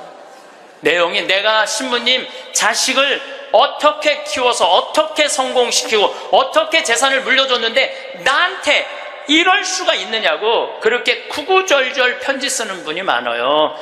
그런데 그 자식 재산은 찾아올 생각하지 않고 내가 자식보다 낫게 생각이 드는 거지. 나하고 살자고. 내가 직접 받은 전화인데 85살 된 할머니예요. 85살 됐는데 70에 아들이 그러더래요. 어머니, 나 이제 어머니 어차피 모셔야 되고 어머니도 이제 나하고 같이 살아야 되지 않느냐. 그러니까 나 5천만 원 있고 어머니 3억 있는데 그 돈 나한테 주면은 내가 아파트 분양 받아서 어머니 모시고 살겠다고. 자기는 5천만 원 투자하고 엄마는 3억 투자하고 자기가 모시고 살겠다고. 자기가 들어가서 사는 건데 말은 자기가 모시고 산다고. 근데 이 할머니가 이런 생각이 들었대요. 내가 살면 얼마나 사나? 아들이 아파트 얻겠다는데, 그래서 그 3억을 주고 들어가서 살기 시작했대요. 여러분들, 나이를 먹어서 자식이 내 집에 들어와서 사는 거랑 내가 자식 집에 들어가서 사는 거는 하늘과 땅 차이예요. 하늘과 땅 차이예요. 만약에 자식이 들어와서 사는데 마음에 안 들잖아요? 나가라 그러면 돼. 근데 만약에 내가 자식하고 같이 살겠다고 합쳤는데 자식이 너무 마음에 안 들어, 며느리가 너무 마음에 안 들어. 그리고 대개 80된 분들은 며느리가 몇 살쯤 되냐면 60살쯤 돼요. 이 60살쯤 되는 며느리는 눈에 뵈는 게 없는 사람들이에요. 그럼 누가 나가야 돼? 80살짜리가 들고 나가야 돼요. 80살짜리가 나가야 돼요. 이게 현실이에요, 현실. 제가 며칠 전에도 들은 얘기예요. 6억을 들고 할머니가 아들 집으로 들어갔대요. 아들 집으로 6억을 들고 들어가든 60억을 들고 들어가든 그건 아무 상관이 없어요. 자식 집에 들어가서 사느냐 안 사느냐, 그게 중요한 거예요. 그런데 6억을 들고 들어갔는데 냉장고에 있는 사과도 마음대로 못 먹겠더라는 거예요. 왜냐하면 이거 혹시 며느리가 손자 주려고 갖다 놓은 거 아닌가. 그래서 전화를 했는데요. 얘야 나 이거 먹어도 되느냐고. 왜 그러고 사느냐 이거예요. 그냥 혼자 편안하게 6억짜리면은 3억짜리 아파트 가고 3억은 은행에다 넣어놓고 한 달에 100만 원만 써도 30년을 먹고 살 수 있는데 왜 그렇게 사느냐 이거예요. 그리고 이제 여러분들의 인생의 주인공은 누구냐면 여러분들이에요. 자식이 여러분들 효도할 수 없어요. 이제는 효도는 할 수 없는 세상이에요. 제가 아주 단언을 합니다. 여러분들 효도는 할 수도 없고 받아 먹을 수도 없는 세상이에요. 생각을 해봐요. 여러분들 110살까지 산다고 생각을 해봐. 110살 먹은 엄마가 90살 먹은 아들한테 전화해갖고 얘야 너 왜 나 요즘 안 찾아와? 그러면은 90살 먹은 아들이 당황스러울 거야. 엄마 아직도 안 죽은 건가? 죽었는지 안 죽었는지 지금 헷갈리는데 가끔씩 엄마가 전화해갖고 너 왜 나 안 찾아오냐면 아들이 90살 먹은 아들이 당황스러울 것 같아? 안 당황스러울 것 같아요? 살았는지 죽었는지도 몰라요. 90살 된 아들은. 막말로 여기 계신 분들 지금 8, 90 된 어머니 하루에 몇 번 생각해요? 떨어져 살면은 일주일에 한 번도 생각 안 할 때도 많을 거예요. 일주일에 한 번도. 근데 엄마는 오직 자식만 생각하는 거야. 왜? 자기 인생을 살 줄 몰라서 그러는 거예요. 자아실현이 뭔지 몰라서 그런 거야. 자아실현. 자기 인생을 산 사람은 자식이 있든 없든 자식이 찾아오든 안 찾아오든 아무 상관없이 자기 인생을 살아요. 근데 자기의 삶이 없는 사람은 오로지 자식만 쳐다보고 110살 때도 90살 먹은 아들한테 너 왜 나 안 찾아와? 나 너밖에 없는데. 그럼 아들이 엄마가 지금 죽었다가 살아난 건지 살았다가 죽은 건지 이거 헷갈린다니까요. 아들이. 이제는 효도는 없는 시대, 효도는 없는 시대예요. 그러니까 이제 85 된 분이 70살 때 들어가서 아들하고 살기 시작했대요. 근데 75이 돼도 안 죽고 80이 돼도 안 죽더래. 근데 나이를 먹으면 먹을수록 여러분들 돈이 더 필요해요. 돈이 더 필요해. 나이를 먹으면 먹을수록. 그래갖고 83살에 아들한테 500만 원만 달라고 그랬대요. 왜냐하면 3억을 줬으니까 500만 원을 달라고 그럴 자격이 있는 거죠. 근데 그때부터 아들이 2년 동안 말을 안 하더래요. 저는 아들 편이에요. 생각을 해봐요, 여러분들. 이 아들은 엄마하고만 살아요? 60살 된 며느리하고 사는 거예요. 며느리가, 아내가 맨날 뭐라고 그럴 것 같아? 나 저 시어머니하고 사는 거 지겨워. 당신 택해. 엄마야, 나야.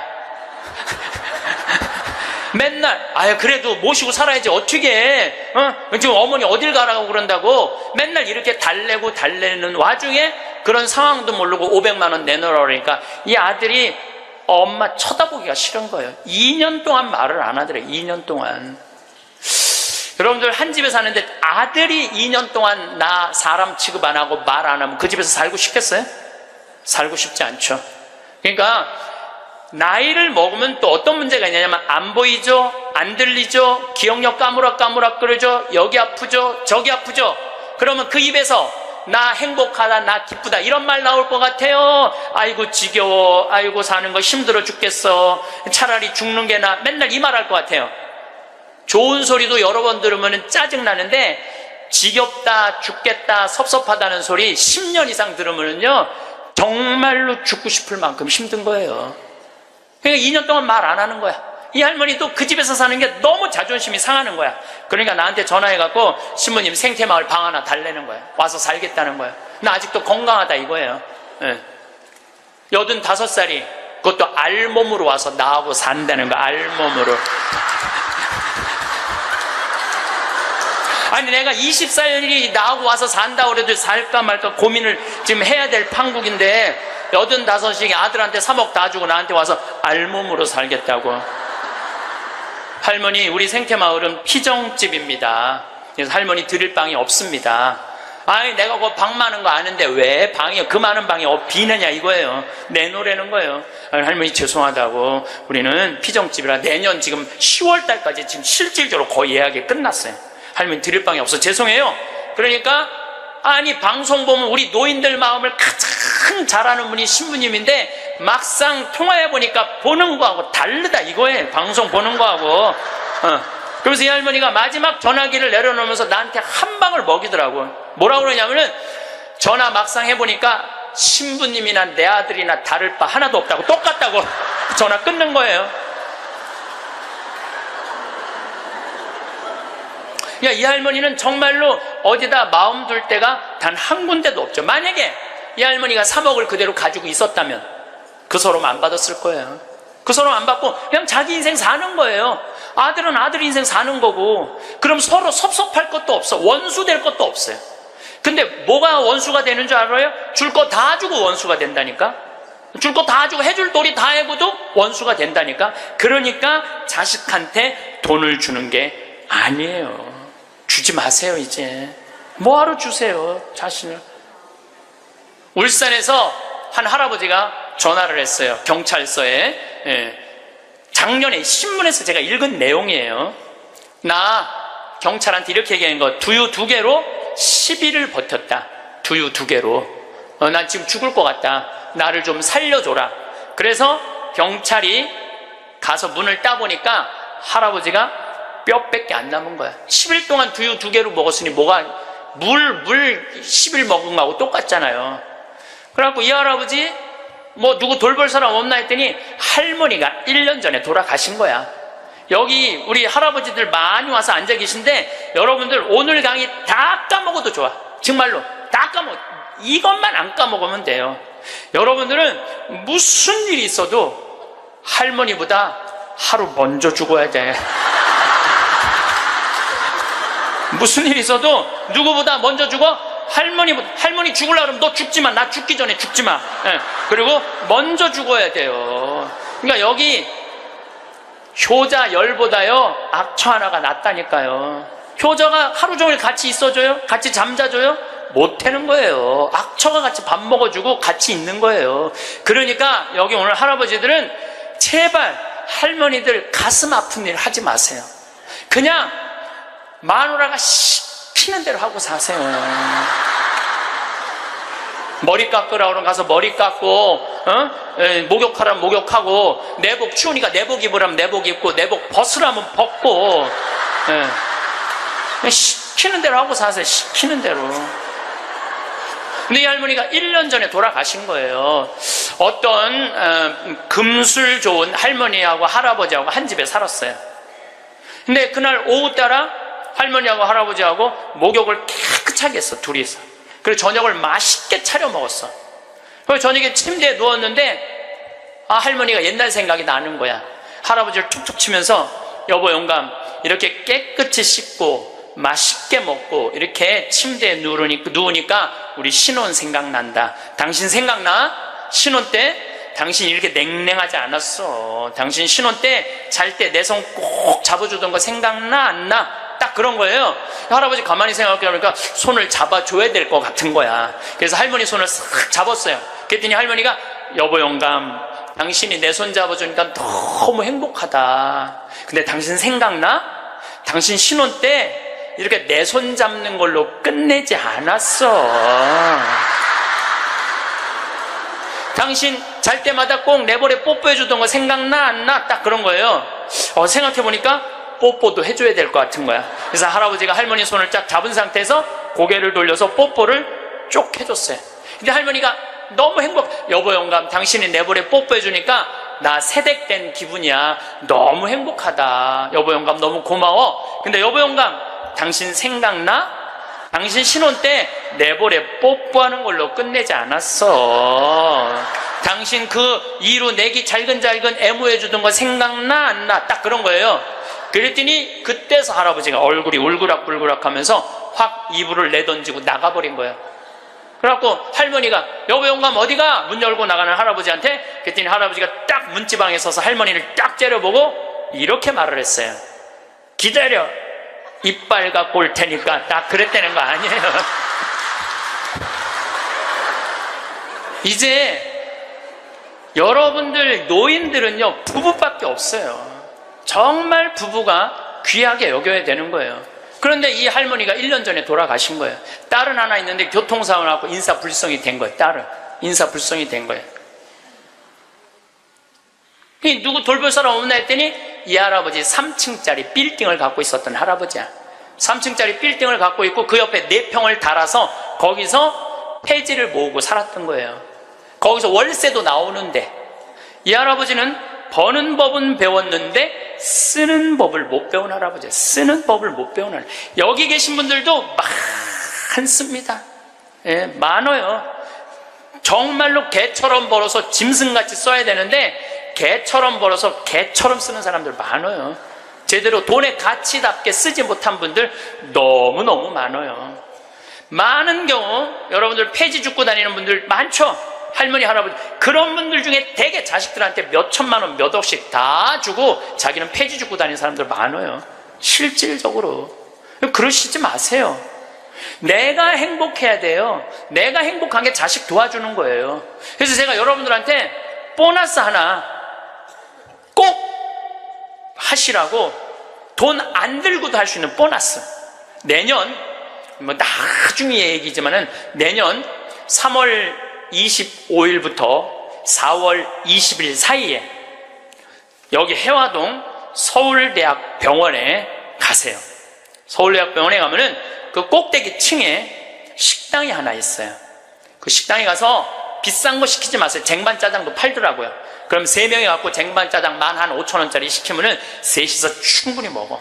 거기서 한 11시 반쯤에 가세요. 괜히 12시 막 그 의사들 막 직원들 올라올 때 그때 가서 먹지 말고 미리 한 11시 반쯤에 가서 거기 가서 쟁반짜장을 드세요.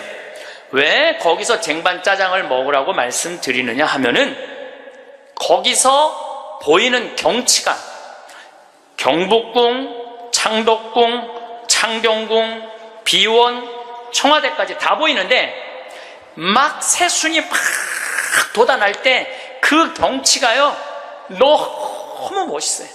나도 서울대병원에 이제 1년에 한 번씩 강의를 가는데 거기서 식사 대접을 받았는데 거기서 밥을 먹는데 이렇게 내려다 보니까요 조선 27대 왕 부럽지 않더라고요. 거기서 아니 어떤 왕이 거기서 내려다보고 왕궁을 내려다보고 밥을 먹는 사람이 어딨어.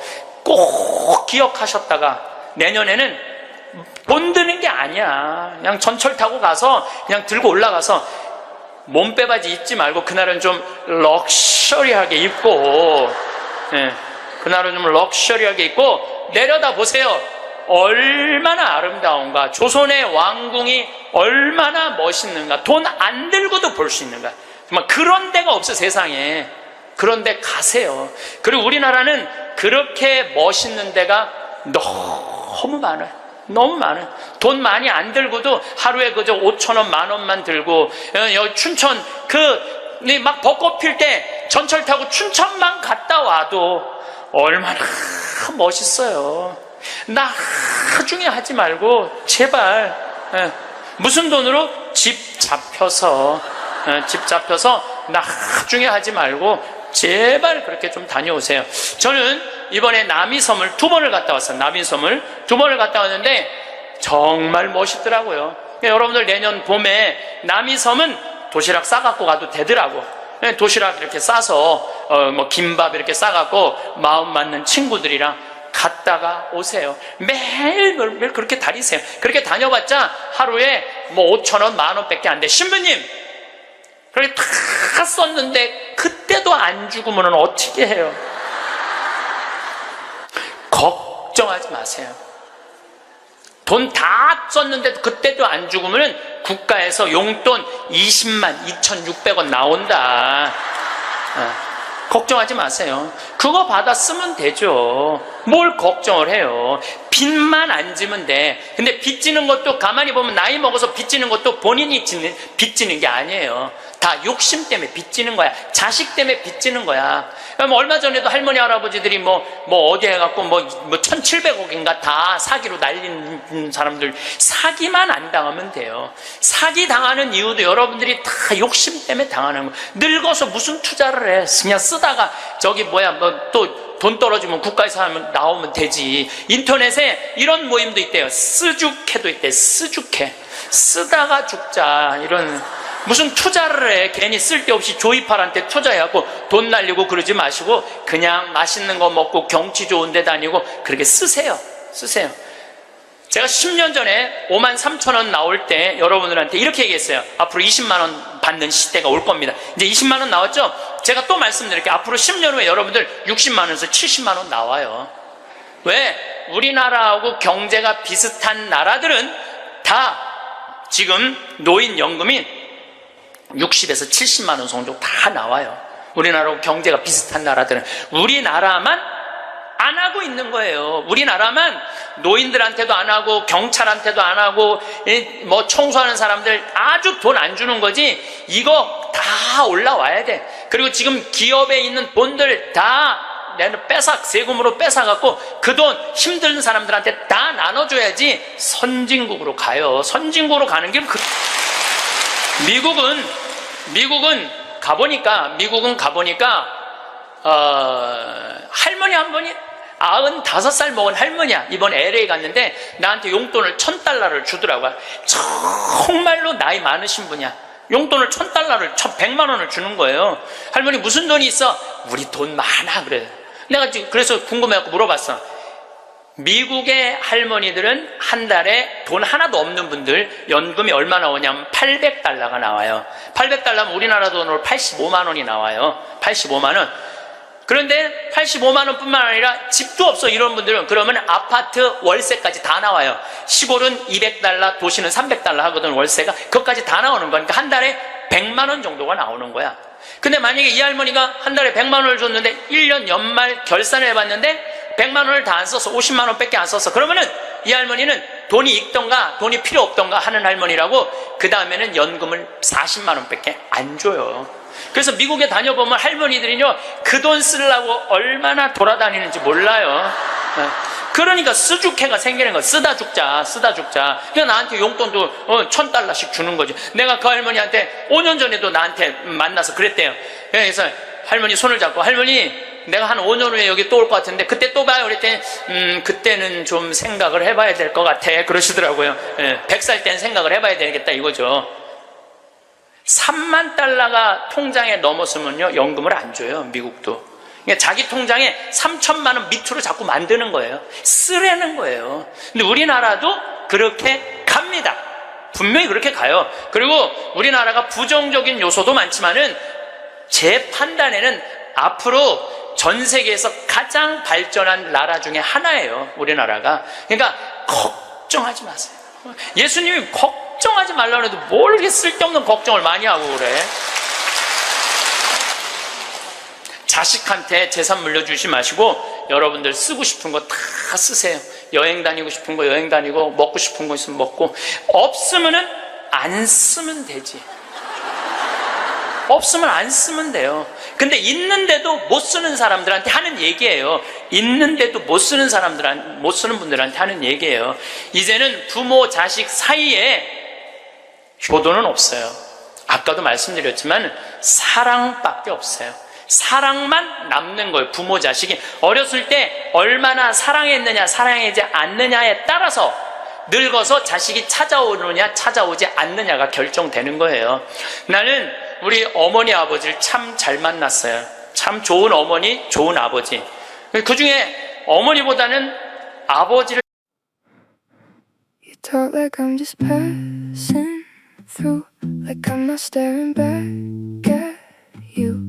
Laugh it off, I play it cool, but every word cuts deeper than you knew.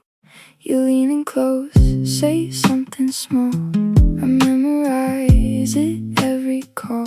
You walk away, I take the fall, like I was never there at all. I stay quiet, bite my tongue, every almost left undone. If I said what I've been hiding, would it change what we've become? You never knew I held my breath every time you said my name. You talk like I'm just passing through, like I'm not staring back at you. Laugh it off, I play it cool, but every word cuts deeper than you knew. You leaning close, say something small, I memorize it every call. You walk away, I take the fall, like I was never there at all. I stayed quiet, bite my tongue, every almost left undone. If I said what I've been hiding, would it change what we've become? You never knew I held my breath every time you said my name. You talk like I'm just passing through, like I'm not staring back at you. Laugh it off, I play it cool, but every word cuts deeper than you knew. You leaning close, say something small, I memorize it every call. You walk away, I take the fall, like I was never there at all. I stay quiet, bite my tongue, every almost left undone. If I said what I've been hiding, would it change what we've become? You never knew I held my breath every time you said my name. 잘 만난 것 같아요. 아버지를 뭐 어머니도 좋지만 아버지는 그거보다 훨씬 좋아요. 훨씬. 난 어렸을 때 아버지하고 매일 미꾸라지 잡으러 다니고 메뚜기 잡으러 다니고 도토리 밤 주스러 다녔던 기억이 참 많아요. 그리고 시험만 우리는 시험 못 봤다고 혼났던 적이 한 번도 없어. 그런데 어쨌든 시험만 끝나면 아버지가 짜장면을 사서 초등학교 때 우리는 항상 나는 한 달에 한 번은 아버지하고 짜장면을 먹으러 갔어요. 내가 2년 전에 우리 형이 둘이거든요. 형들한테 이제 무슨 같이 놀면서 나 어렸을 때 아버지가 시험 끝나면 꼭 짜장면을 사줬어. 나 막내라 그렇게 사줬던 것 같아. 그랬더니 형들이 그러는 거예요. 너도 먹었냐? 우리도 시험 끝나면 꼭 먹었는데? 그러더라고요. 생각해보니까 열받더라고요. 나는 한 달에 한 번 먹고 아버지는 한 달에 3번씩이나 먹었던 거 생각을 해보니까. 그러니까 어렸을 때 미꾸라지도 어떻게 잡았느냐면은 논에 보면 웅덩이 있죠? 옆에 거기 물 다 퍼내. 아버지하고 바가지로 다 퍼내면 그 진흙 안에 미꾸라지 많아. 그럼 그거 탁 잡아다 그 잡는 그 느낌이 얼마나 좋은지 몰라요. 미꾸라지가 진흙을 딱 잡으면은 미꾸라지가 꾸물쭉꾸물쭉하고 막 생기는 거 있잖아요. 우렁도 있고 참 행복한 시절 보냈어요. 그러니까 이제 아버지를 생각하면은 참 마음이 따뜻해요. 아버지를 생각하면. 근데 중학교 3학년 때 내가 옥상에서 밤에 담배를 피고 있는데 어험 소리가 들리더라고. 어험 소리가. 고개를 돌려보니까 아버지 뒷모습이야. 아버지가 내 담배 피는 걸 보고 내려가신 거예요. 너무 미안하더라고요. 왜냐하면 나는 손찌검 한번 하신 적 없는 아버지인데 그 좋은 아버지한테 담배 피는 모습을 중학교 3학년 아들이 보였으니 얼마나 미안해요. 그냥 아버지 쳐다보기가 정말로 얼굴을 들을 수가 없었어요. 근데 아버지가 하루가 지나도 말이 없고 이틀이 지나도 말이 없는 거야. 일주일이 지났는데도 말이 없으신 거예요. 그래서 난 이렇게 생각했어요. 깜깜해서 못 보셨나 보다. 이렇게 생각을 했어요. 근데 2주일이 됐는데 2주일째 누나가 나를 부르는 거예요. 막내야. 항상 저를 막내라고 부르거든. 우리 집에서는. 막내야, 얘기 좀 하자. 그래 얘기해. 그랬더니 너 담배 피니? 그러더라고요. 나 담배 펴. 왜냐면 그때 제가 중학교 2학년 3학년 고등학교 1학년 거의 3년을 학교를 거의 안 다녔거든요. 뭐 여러 가지 몸이 안 좋아갖고 학교 안 다니니까 할 일이 뭐가 있어. 맨날 그냥 담배나 피고 앉아 있는 거죠. 학교 다니면 담배 필 시간 없지만 학교 안 다니니까 담배 필 시간이 얼마나 많아요. 맨날 담배나 피고 있는데 너 담배 피니? 그래서 나 담배 펴. 그랬더니 아버지가 나한테 얘기하더라. 너 건강도 안 좋은데 담배 끊었으면 좋겠다고. 그러니까 우리 아버지는 아들한테 이 얘기를 하고 싶은데 직접적으로 말하면은 서로 간에 충격이 있을 것 같은 생각을 하신 거예요. 그러니까 내하고 제일 친한 누나한테 얘기를 한 거죠. 그래서 아주 정중한 나한테 부탁을 해 오신 거죠. 그때 내가 받은 아버지에 대한 감동은요, 이거는 지금도 나는 아버지가 세상에서 제일 커요. 아버지가 세상에서 제일 큰 분이에요. 내 인생에 있어서. 그러니까 지금도 한 달에 한 번 아버지를 안 보면은 내가 못 견뎌요. 보고 싶어. 막 보고 싶어요. 그래서 나는 요즘은 11월, 12월 내 시간이 하나도 없어요. 아버지 만나러 갈 시간이 없어. 그래도 내일은 내가 수원에 강의가 있거든요. 우리 집이 수원이니까 내가 아침에 나오면서 전화했어요. 아버지 같이 밥 먹자고. 그러니까 아버지하고 밥을 먹고 아버지를 쳐다보고 있으면 내가 행복해. 우리 아버지는 나이가 85살이에요. 나는 해가 가면 갈수록 아버지가 더 좋아요. 해가 가면 갈수록. 나 시간 남은 수원 가서 여자 안 만나요. 아버지 만나지. 근데 아버지가 지난 10월 달에 우리 생태마을에 오셔서 산에 가셔서 산삼을 2뿌리를 캐갖고 오셨어요. 아들 준다고, 나 준다고 2뿌리를 캐갖고 오셨어요. 그런데 그런 거조차도 나는 오랫동안 기억에 남을 거예요. 우리 아버지는 지금 산에 가갖고 바위 틈에 그 꽃을 산삼 잎을 보셔갖고 그걸 캐갖고 이 손마디보다 약간 두꺼운 걸 2개를 캐갖고 오셨는데, 지금도 나는 아버지가 90살이 되든 95살이 되든 100살이 되든 아버지를 보고 싶은 마음은 변함이 없을 거라고 생각을 해요. 아버지를 보고 싶은 마음은. 왜냐하면 너무너무 사랑하니까. 앞으로는 여러분들 앞으로 펼쳐질 세상에 여러분들 자식한테 효도해라, 나 찾아와라 이런다고 자식이 찾아올 것 같아. 지금 부모 안 찾아가는 자식이 650만 명 중에 125만 명이 부모 안 찾아가요. 추억이 있어야지. 먹고 마시고 놀았던 기억이 있어야지. 늙은 아버지하고 먹고 마시고 노는 거예요. 성서 잘 묵상해 보세요. 내가 이거 첫째 시간, 이게 6강인데 첫째 시간에 먹고 마시고 노는 일이 얼마나 중요한지 아주 잘 설명을 해놨어요. 여러분들 그걸 한번 보세요. 예수님이야말로 우리를 진정으로 사랑하는 우리 진정한 왕이야. 정말 왕이 백성이랑 먹고 마시고 놀잖아요.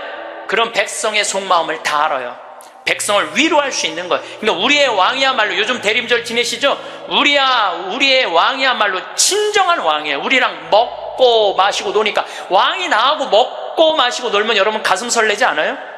우리나라 지금 우리나라 지금 대통령이 백성들하고 여러분들하고 매일 먹고 마시고 놀면서 여러분들 속사정 이해해 준다 그러면은 그 대통령한테 목숨 바칠 것 같아, 안 바칠 것 같아? 대통령이 나하고 지금 청와대에서 와갖고 여러분들하고 여기 명동에서 같이 매일 먹고 마시고 놀면 목숨 바칠 것 같아, 안 바칠 것 같아요? 바치죠? 예수님한테 왜 여러분들 예수님한테 목숨 바치는 분들이죠? 우리의 임금이야말로 진정한 king of king, 왕 중의 왕이다. 저는 요즘 이 먹고 마시고 노는 거 묵상하면서 예수님을 더 사랑하게 됐어요. 참 좋으신 분이에요. 해리 리버맨이라는 할아버지가 있어요. 이 할아버지는 나이가 몇 살이냐면은 104살에 돌아가셨어요. 미국, 원래는 유태인이야. 폴란드에서 너무너무 가난하게 살다가 어디로 갔느냐면은 미국으로 이민을 가갖고 정말 일을 많이 했어. 제조업도 하고. 근데 이제 77살에 은퇴를 했어요. 돈도 많이 벌고. 그래갖고 이제 미국에도 노인정이 있어요. 매일 노인정에 가갖고 할 일이 없으니까 맨날 체스를 뒀어요. 근데 81살에 같이 체스 두던 친구가 아파갖고 안 나와갖고 하루 종일 멍 때리고 있는데 거기에 자원봉사자가 할아버지 친구 안 나왔다 하루 종일 가만히 앉아있지 말고 옆에 화실이 있는데 그 화실에 가서 그림 좀 공부 좀 해보고 그림 좀 그려보라고 그럽니다. 그랬더니 이 할아버지가 이런 말을 해요. 나는 태어나서 지금까지 단 한 번도 붓을 잡은 적이 없다. 먹고 살기 바쁜데 무슨 붓을 그리냐. 물감이 어떻게 생겼는지도 모르고 도화지, 캔버스가 어떻게 생겼는지도 모른다. 근데 내가 무슨 그림을 그리냐. 이 81살 나이에. 그래도 할아버지 한번 가서 구경이나 해보시라고. 그래서 할아버지를 살살 꼬셔서 화실에 갔어요. 근데 이 할아버지가 화실에 가서 붓을 보고 물감을 보고 캔버스를 보는 순간 어떤 생각이 들었느냐면은 어렸을 때 폴란드의 그 아름다운 경치를 그리고 싶었던 거야. 그래서 붓을 들어 그림을 그리기 시작을 했어요. 근데 이 할아버지가 색깔을 조합하고 그림을 그리는데 프랑스의 샤갈이라는 화가보다도 그림을 더 잘 그리는 거야. 그래서 이 할아버지 별명이 미국의 샤갈이에요. 그래서 이 할아버지가 배울 것도 없어. 기본적인 몇 가지만 하고부터 전시회를 했는데 101살까지 전시회를 해요. 근데 101살까지 전시회를 하는데 나이 먹으면 보통 전시회 하면은 동네에서 그런 식으로 하잖아요. 근데 이 할아버지는 그런 전시회가 아니야. 그런 전시회가 아니라 어떤 전시회냐면 미국의 모든 미술관이 와서 이 할아버지 그림을 소장하고 싶어서 경매를 할 정도로 유명한 전시회를 해요. 101살 때 20일에 전시회를 할 때 기자 400명이 모였대요. 기자들이 물어봤대요. 할아버지한테, 할아버지 어떻게 이렇게 20일에 걸쳐서 이 세계적인 그림을 그릴 수 있느냐고, 할아버지 대단하다고. 그랬더니 이 해리 리버맨이라는 할아버지가 이런 말을 해요.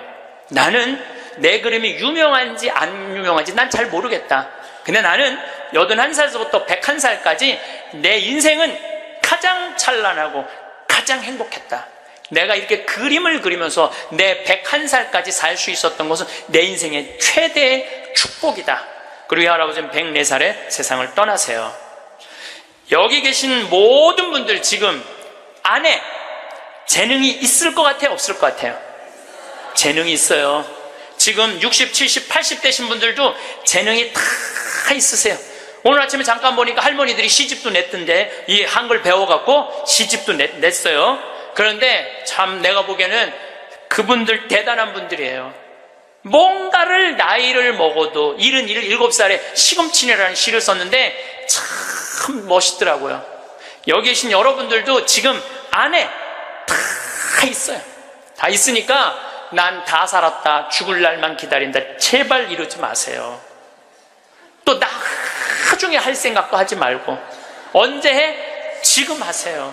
지금 책도 사서 읽고 글도 쓰고, 저는 문인 등단하고 이번엔 펜팔 회원이 됐어요. 글 쓰는 펜팔 회원이 됐어요. 너무너무 재밌어요. 글 쓴다는 게, 그 펜팔, 국제 펜팔 회원이 된 이유는 그 펜팔 회에는 되게 노벨상 받은 사람을 초대해서 강의를 들어요. 그런 강의를 듣고 싶어서 내가 회원, 거기 심사에 해갖고 통과가 돼갖고 했는데, 정말 저도 나이를 먹었고 글 공부를 하면서 하루하루가 너무너무 신이 나는 거예요. 여러분들도 사는 것처럼 사세요. 제발 자식들한테 전화하고 그러지 말고, 그것도 110살에 전화해갖고 너 왜 나 안 찾아오냐 이러지 마시고, 여러분들의 인생을 사시기를 바라겠습니다. 마침 기도로 제가 자식들하고도 가장 중요한 건 사랑입니다. 사랑에 관련된 성서 구절로 마침 기도를 바치겠습니다. 성부와 성자와 성령의 이름으로 내가 인간의 여러 언어와 천사의 언어로 말한다 하여도 나에게 사랑이 없으면 나는 요란한 징이나 소란한 꽹과리에 지나지 않습니다. 내가 예언하는 능력이 있고 모든 신비와 지식을 깨닫고 산을 옮길 수 있는 큰 믿음이 있다 하여도 나에게 사랑이 없으면 나는 아무것도 아닙니다. 내가 모든 재산을 나누어 주고 내 몸까지 자랑스레 넘겨준다 하여도 나에게 사랑이 없으면 나에게는 아무 소용이 없습니다. 사랑은 참고 기다립니다. 사랑은 친절합니다. 사랑은 시기하지 않고 뽐내지 않으며 교만하지 않습니다. 사랑은 무례하지 않고 자기 이익을 추구하지 않으며 성을 내지 않고 앙심을 품지 않습니다. 사랑은 모든 것을 덮어주고 모든 것을 믿으며 모든 것을 바라고 모든 것을 견디어 냅니다. 영광이 성부와 성자와 성령께, 성부와 성자와 성령의 이름으로 아멘. 감사합니다. 성공한 사람들을 보면 크게 두 부류로 나뉘는 걸 알 수 있습니다. 하나는 자신이 성공했다고 여기저기 떠벌리고 다니는 사람들, 그리고 또 하나는 조용히 아무 말 없이 자기 삶을 사는 사람들입니다. 우리는 흔히 성공을 하면 자연스럽게 자랑하고 싶어질 거라고 생각하죠. 좋은 차를 사고 비싼 시계를 차고 SNS에 멋진 사진을 올리고 싶을 겁니다. 왜냐하면 그렇게 하면 남들이 나를 더 인정해 줄 거라고 믿으니까요. 하지만 현실은 그렇지 않습니다. 오히려 진짜 성공한 사람들은 그렇게 행동하지 않습니다. 왜냐하면 보여줄 필요가 없기 때문입니다. 돈이 많다고 높은 자리에 있다고 유명하다고 해서 굳이 그걸 드러낼 필요는 없습니다. 그걸 아는 사람들은 이미 알고 있고 모르는 사람들은 알 필요가 없죠. 그런데도 굳이나 성공했다고 떠드는 사람들이 있습니다. 그런 사람들은 왜 그럴까요? 간단합니다. 그 사람들은 사실 그렇게까지 성공한 게 아니기 때문입니다. 우리는 종종 SNS에서 성공한 사람들을 봅니다. 해외여행을 가고 고급 레스토랑에서 밥을 먹고 멋진 차를 타고 다니는 모습? 그런데 가만히 보면 그런 걸 보여주는 사람들은 언제나 뭔가를 팔고 있습니다. 강의를 팔든 자기 브랜드를 홍보하든 아니면 단순히 자기 자존감을 유지하려고 하든 간에 결국 목적이 있는 거죠. 진짜 부자들은 그렇게 하지 않습니다. 오히려 조용히 아무도 모르게 자기 일을 합니다. 왜냐하면 자랑해서 얻을 게 없기 때문입니다. 오히려 괜히 잘난 척했다가 사람들에게 이용당하거나 시기와 질투를 받거나 쓸데없는 오해를 사는 게 더 피곤합니다. 이건 단순한 돈 이야기가 아닙니다. 사회적인 성공을 이룬 사람들도 마찬가지입니다. 진짜 실력 있는 사람들은 자기 실력을 굳이 떠벌리지 않습니다. 왜냐하면 그럴 필요가 없으니까요. 자기 분야에서 최고라면 사람들이 먼저 알아서 찾아옵니다. 반대로 실력이 부족한 사람일수록 자기를 포장하려고 애씁니다. 우리가 흔히 듣는 말이 있죠. 빈수레가 요란하다. 이 말이 괜히 있는 게 아닙니다. 정말 내실이 있는 사람들은 굳이 시끄럽게 굴지 않습니다. 반대로 겉만 번지르르한 사람들은 자기가 얼마나 대단한지 떠들고 다닙니다. 이걸 좀 더 현실적인 예로 들어볼까요? 동창회에 나가면 꼭 이런 사람이 있습니다. 옛날에는 별거 아니었는데 갑자기 잘 됐다고 나타나서 자기가 얼마나 성공했는지 자랑하는 사람. 처음에는 다들 와 대단하다 하고 들어주지만 시간이 지나면 어떨까요? 대부분 속으로 이렇게 생각할 겁니다.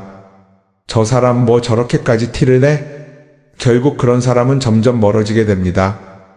반면에 정말 성공한 사람들은 조용합니다. 굳이 자기가 어떻게 살고 있는지 설명하지 않죠. 그런 사람들은 오히려 주변에서 먼저 알아보고 자연스럽게 존경을 받습니다. 그게 진짜 성공입니다. 그럼 우리는 어떻게 해야 할까요? 내가 뭔가를 이루었을 때 굳이 남들에게 알릴 필요가 있을까요? 물론 가까운 사람들에게 좋은 소식을 전하는 건 좋습니다. 하지만 굳이 모든 사람들에게 나 이렇게 잘 살고 있어요 하고 알릴 필요는 없습니다. 그런 행동은 결국 나에게 득이 되지 않습니다. 성공이라는 건 원래 조용한 겁니다. 내가 잘 되고 있으면 주변 사람들이 자연스럽게 알게 됩니다. 굳이 내가 말하지 않아도 내 행동과 태도에서 묻어나오게 되어 있습니다. 그러니 굳이 보여주려고 애쓰지 마세요. 오히려 그게 더 진짜 성공한 사람의 태도입니다. 사람은 사회적 동물이라고 하잖아요. 혼자 살아갈 수 없고 결국 사람과의 관계 속에서 기쁨도 얻고 때로는 상처도 받습니다. 그런데 한 가지 생각해 볼 게 있어요. 우리가 정말 인간관계가 필요해서 맺고 있는 걸까요? 아니면 그냥 그래야 한다고 배워서 어쩔 수 없이 유지하고 있는 걸까요? 어릴 땐 친구 많으면 좋다고 하죠. 사회생활에서도 인맥이 중요하다는 말을 많이 합니다. 그런데 정작 주변을 보면요, 인간관계가 넓은 사람일수록 스트레스를 더 많이 받아요. 전화벨이 울릴 때마다 이번엔 또 무슨 부탁일까 싶고 단체 채팅방에서 메시지가 올 때마다 이걸 또 어떻게 대답해야 하나 고민하죠. 관계가 많아질수록 책임과 피로도 함께 늘어나는 겁니다. 어떤 사람들은 인간관계를 줄이면 외롭지 않겠냐고 해요. 그런데 가만히 생각해보면 진짜 외로움을 느끼는 순간이 언제인지 아세요? 오히려 불필요한 인간관계 속에 있을 때입니다. 같이 밥을 먹고 얘기를 나누는데도 뭔가 허전하고 대화가 컥 돌고 속마음을 나누지도 못할 때, 그럴 때 우리가 더 외롭다고 느끼죠. 그렇다고 당장 인간관계를 다 끊어버릴 순 없겠죠. 하지만 적어도 내가 정말 소중하게 여겨야 할 관계와 그냥 관성적으로 유지하는 관계는 구분할 필요가 있습니다.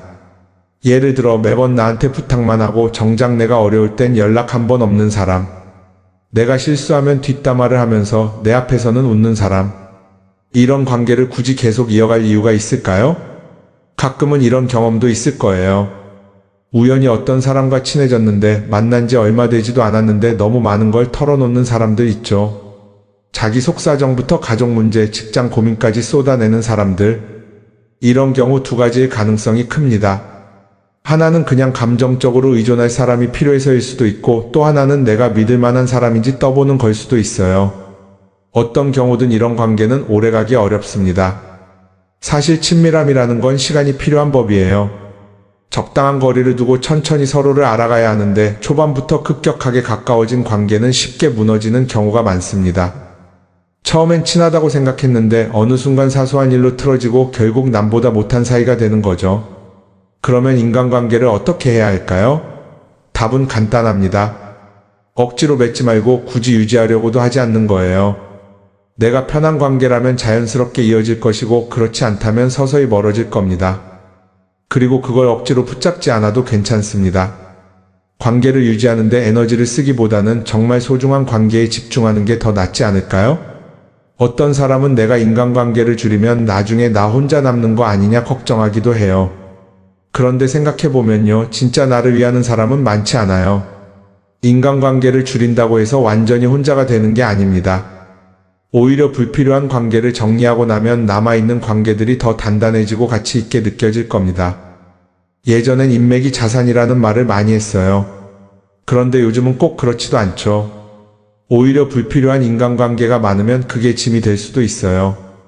적당한 거리, 적당한 선. 이걸 잘 지키는 게 결국엔 가장 편한 인간관계를 유지하는 방법 아닐까요?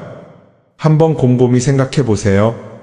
지금 내 주변에 있는 사람들 중에서 내가 정말 편하게 만날 수 있는 사람이 몇 명이나 되는지, 내가 억지로 맞춰주고 있는 관계는 없는지. 관계를 줄이면요, 외로워지는 게 아니라 오히려 더 자유로워집니다. 그리고 자유로워진 만큼 내 인생에서 정말 중요한 것에 집중할 수 있게 됩니다. 인간관계에 너무 많은 걸 신경 쓰다 보면 정작 중요한 걸 놓칠 수 있어요. 그러니까 이제는 한 번쯤 정리해보는 것도 나쁘지 않을 겁니다. 사람들이 돈을 많이 벌고 싶어 하는 이유가 뭘까요? 단순히 돈이 많으면 좋으니까? 물론 그것도 있겠지만 사실 돈을 원하는 진짜 이유는 더 나은 삶을 살기 위해서겠죠. 그런데 문제는 돈을 많이 번다고 해서 반드시 삶이 나아지는 건 아니라는 겁니다. 오히려 더 많이 벌수록 더 많이 쓰게 되는 경우가 많아요. 가끔 이런 생각해 본 적 없으세요? 예전에는 돈이 지금보다 훨씬 적었는데 이상하게 그때가 더 여유로웠던 것 같다. 왜 그럴까요? 사실 우리가 원하는 건 돈 그 자체가 아니라 돈을 통해 얻을 수 있는 자유인데 돈을 벌면 벌수록 그 자유를 잃어버리는 경우가 많아요. 더 좋은 차, 더 좋은 집, 더 좋은 옷을 사면서 점점 더 많은 돈이 필요해지고 결국엔 돈을 벌기 위해 또다시 일해야 하는 악순환에 빠지게 되는 거죠. 한번 생각해 봅시다. 우리가 정말 필요해서 뭔가를 사는 경우가 얼마나 될까요? 필요해서라기보다는 남들이 가지고 있으니까, 없어 보이기 싫으니까, 혹은 그냥 기분 전환을 위해서 소비하는 경우가 훨씬 많아요. 그리고 그런 소비를 할 때마다 스스로 이렇게 합리화를 하죠. 이 정도는 나를 위한 투자야. 그런데 가만히 보면 그 소비가 진짜 나를 위한 소비인지 아니면 그냥 사회가 만든 기준에 끌려가고 있는 건지 헷갈릴 때가 많습니다. 예를 들어 예전에는 스마트폰 하나면 충분했는데 이제는 스마트워치도 있어야 하고 무선 이어폰도 필요하고 태블릿도 있어야 할 것 같고 하나를 사면 또 다른 무언가가 필요해지는 시기예요. 사실 이건 우리가 그렇게 만들어진 겁니다. 광고도 그렇고 SNS도 그렇고 자꾸 우리에게 이렇게 말하죠. 이걸 사야 더 행복해질 수 있어요. 그런데 정작 그걸 사고 나면 어때요? 처음 며칠은 좋죠. 그런데 시간이 지나면 또 다른 걸 사고 싶어져요. 왜냐하면 물건이 우리를 오래 행복하게 만들어주지는 않거든요. 특히 요즘은 SNS가 이런 소비 심리를 더 부추기는 것 같아요. 예전에는 친구들끼리 만나서 나 새로 샀어 하고 자랑하는 게 전부였는데 이제는 SNS에 올리면서 전 세계 사람들에게 보여주잖아요. 그러다 보니까 남들도 다 뭔가를 사서 올리고 나도 따라해야 할 것 같은 기분이 드는 거예요. 그런데 중요한 건 그 사람들도 사실은 나와 똑같은 기분이라는 겁니다. 내가 남을 부러워하는 만큼 나도 누군가에게 부러움을 사려고 애쓰고 있는 거죠. 결국 끝없는 비교와 소비 속에서 진짜 중요한 걸 놓치게 되는 겁니다. 한번 이렇게 생각해보면 어떨까요? 만약 내가 지금부터 딱 1년 동안 불필요한 소비를 하지 않는다면 내 삶이 어떻게 변할까? 아마 처음에는 답답할 수도 있어요. 사고 싶었던 걸 참아야 하니까. 그런데 그걸 몇 번 참고 나면 어느 순간 깨닫게 될 겁니다. 내가 굳이 이걸 안 사도 괜찮네? 그렇게 불필요한 소비가 줄어들면 자연스럽게 돈이 쌓이겠죠. 그런데 돈이 쌓이는 것보다 더 중요한 게 있어요. 바로 마음의 여유가 생긴다는 겁니다. 돈을 쓰지 않는다고 해서 불행해지는 게 아니라 오히려 소비로부터 자유로워지면서 진짜 행복을 찾을 수 있어요. 물론 이걸 실천하는 게 쉽지는 않겠죠. 우리 주변에는 소비를 부추기는 것들이 너무 많으니까요. 하지만 적어도 이런 건 해볼 수 있습니다.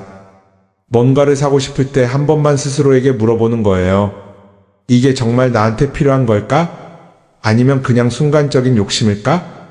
만약 그 질문을 던졌을 때 5초 안에 당연히 필요하지 라는 답이 나오지 않는다면 사실 그건 없어도 되는 물건일 가능성이 큽니다. 정말 필요한 건 고민할 필요도 없이 바로 떠오르거든요. 그러니까 이제는 한 번쯤 생각해 봐야 할 것 같아요. 나는 지금 내가 원하는 삶을 살고 있는 걸까? 아니면 남들이 만든 기준에 맞추기 위해 내 시간을 팔고 있는 걸까? 소비를 줄인다는 건 단순히 돈을 아끼는 게 아닙니다. 그건 결국 내 삶의 선택권을 되찾는 일이거든요. 돈을 많이 버는 것도 중요하지만 더 중요한 건 그 돈을 어떻게 쓰느냐입니다. 그리고 때로는 아무것도 사지 않는 게 최고의 선택일 수도 있어요. 우리는 요즘 SNS 없이 사는 게 거의 불가능한 시대에 살고 있죠. 아침에 눈 뜨자마자 휴대폰을 확인하고 출근길에도 SNS를 보고 잠들기 전까지도 계속 들여다봅니다. 그러면서 남들이 어떻게 사는지 보고 나도 모르게 비교하게 되고 때로는 초조해지기도 하죠. SNS에 올라오는 사진들 한번 보세요. 맛집에서 멋진 음식을 먹고 해외여행을 다니고 좋은 옷을 입고 성공한 삶을 사는 사람들. 그런데 가만히 보면 이 사람들이 정말 행복해서 저런 사진을 올리는 걸까요? 아니면 그냥 행복해 보이고 싶은 걸까요? 실제로 SNS에 가장 많이 올라오는 사진이 뭔지 아세요?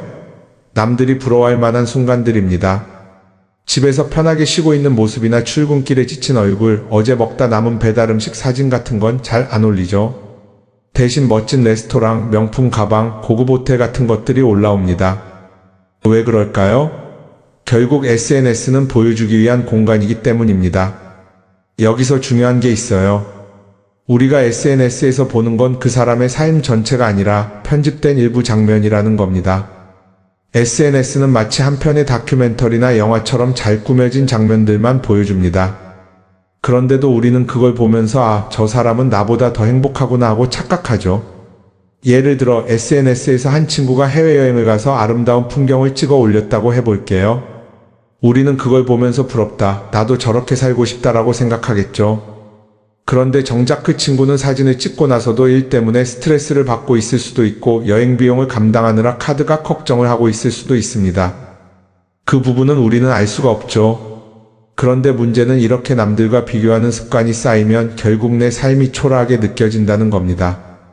원래는 그냥 조용히 살아도 괜찮았는데 SNS를 보고 나면 나만 뒤처지는 것 같고 뭔가를 더 해야 할 것 같고 괜히 불안해지죠.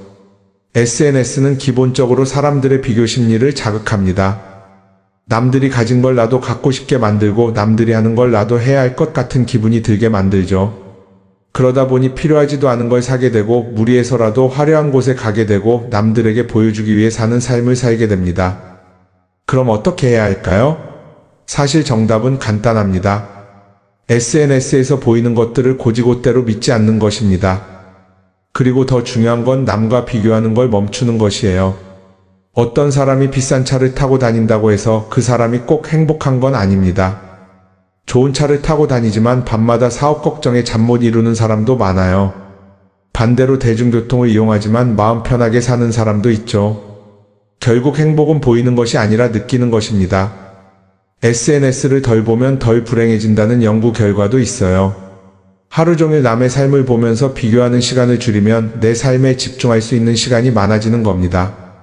SNS를 완전히 끊을 필요는 없지만 최소한 그 안에 있는 것들이 전부 진짜라고 생각하지 않는 태도는 필요합니다. 우리는 누구나 자신만의 속도로 살아가고 있어요.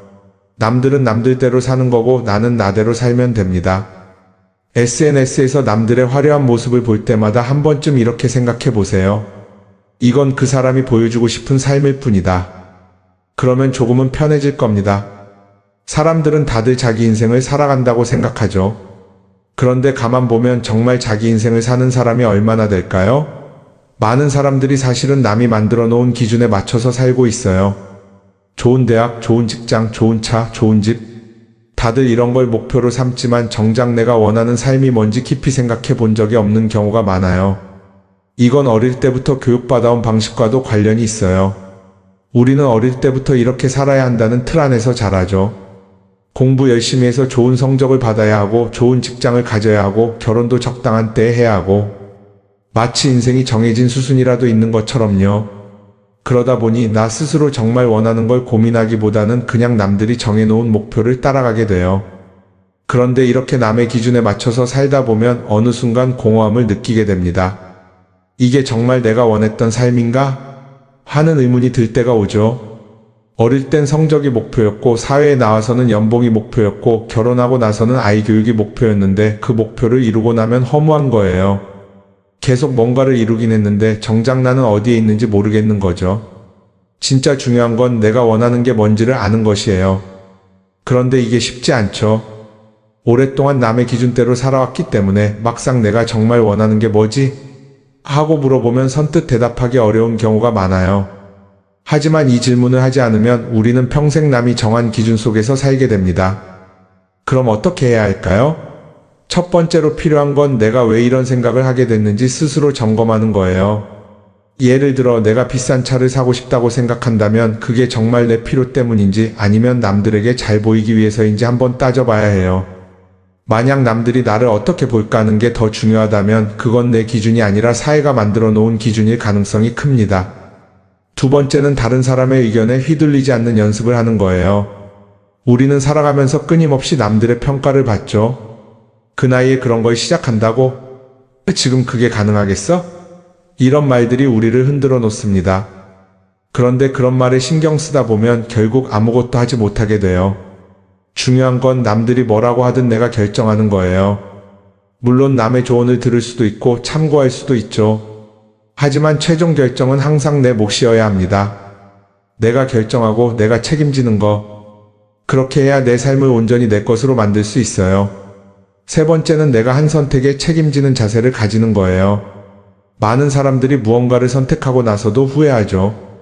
괜히 이걸 했나? 이 선택이 잘못된 건 아닐까?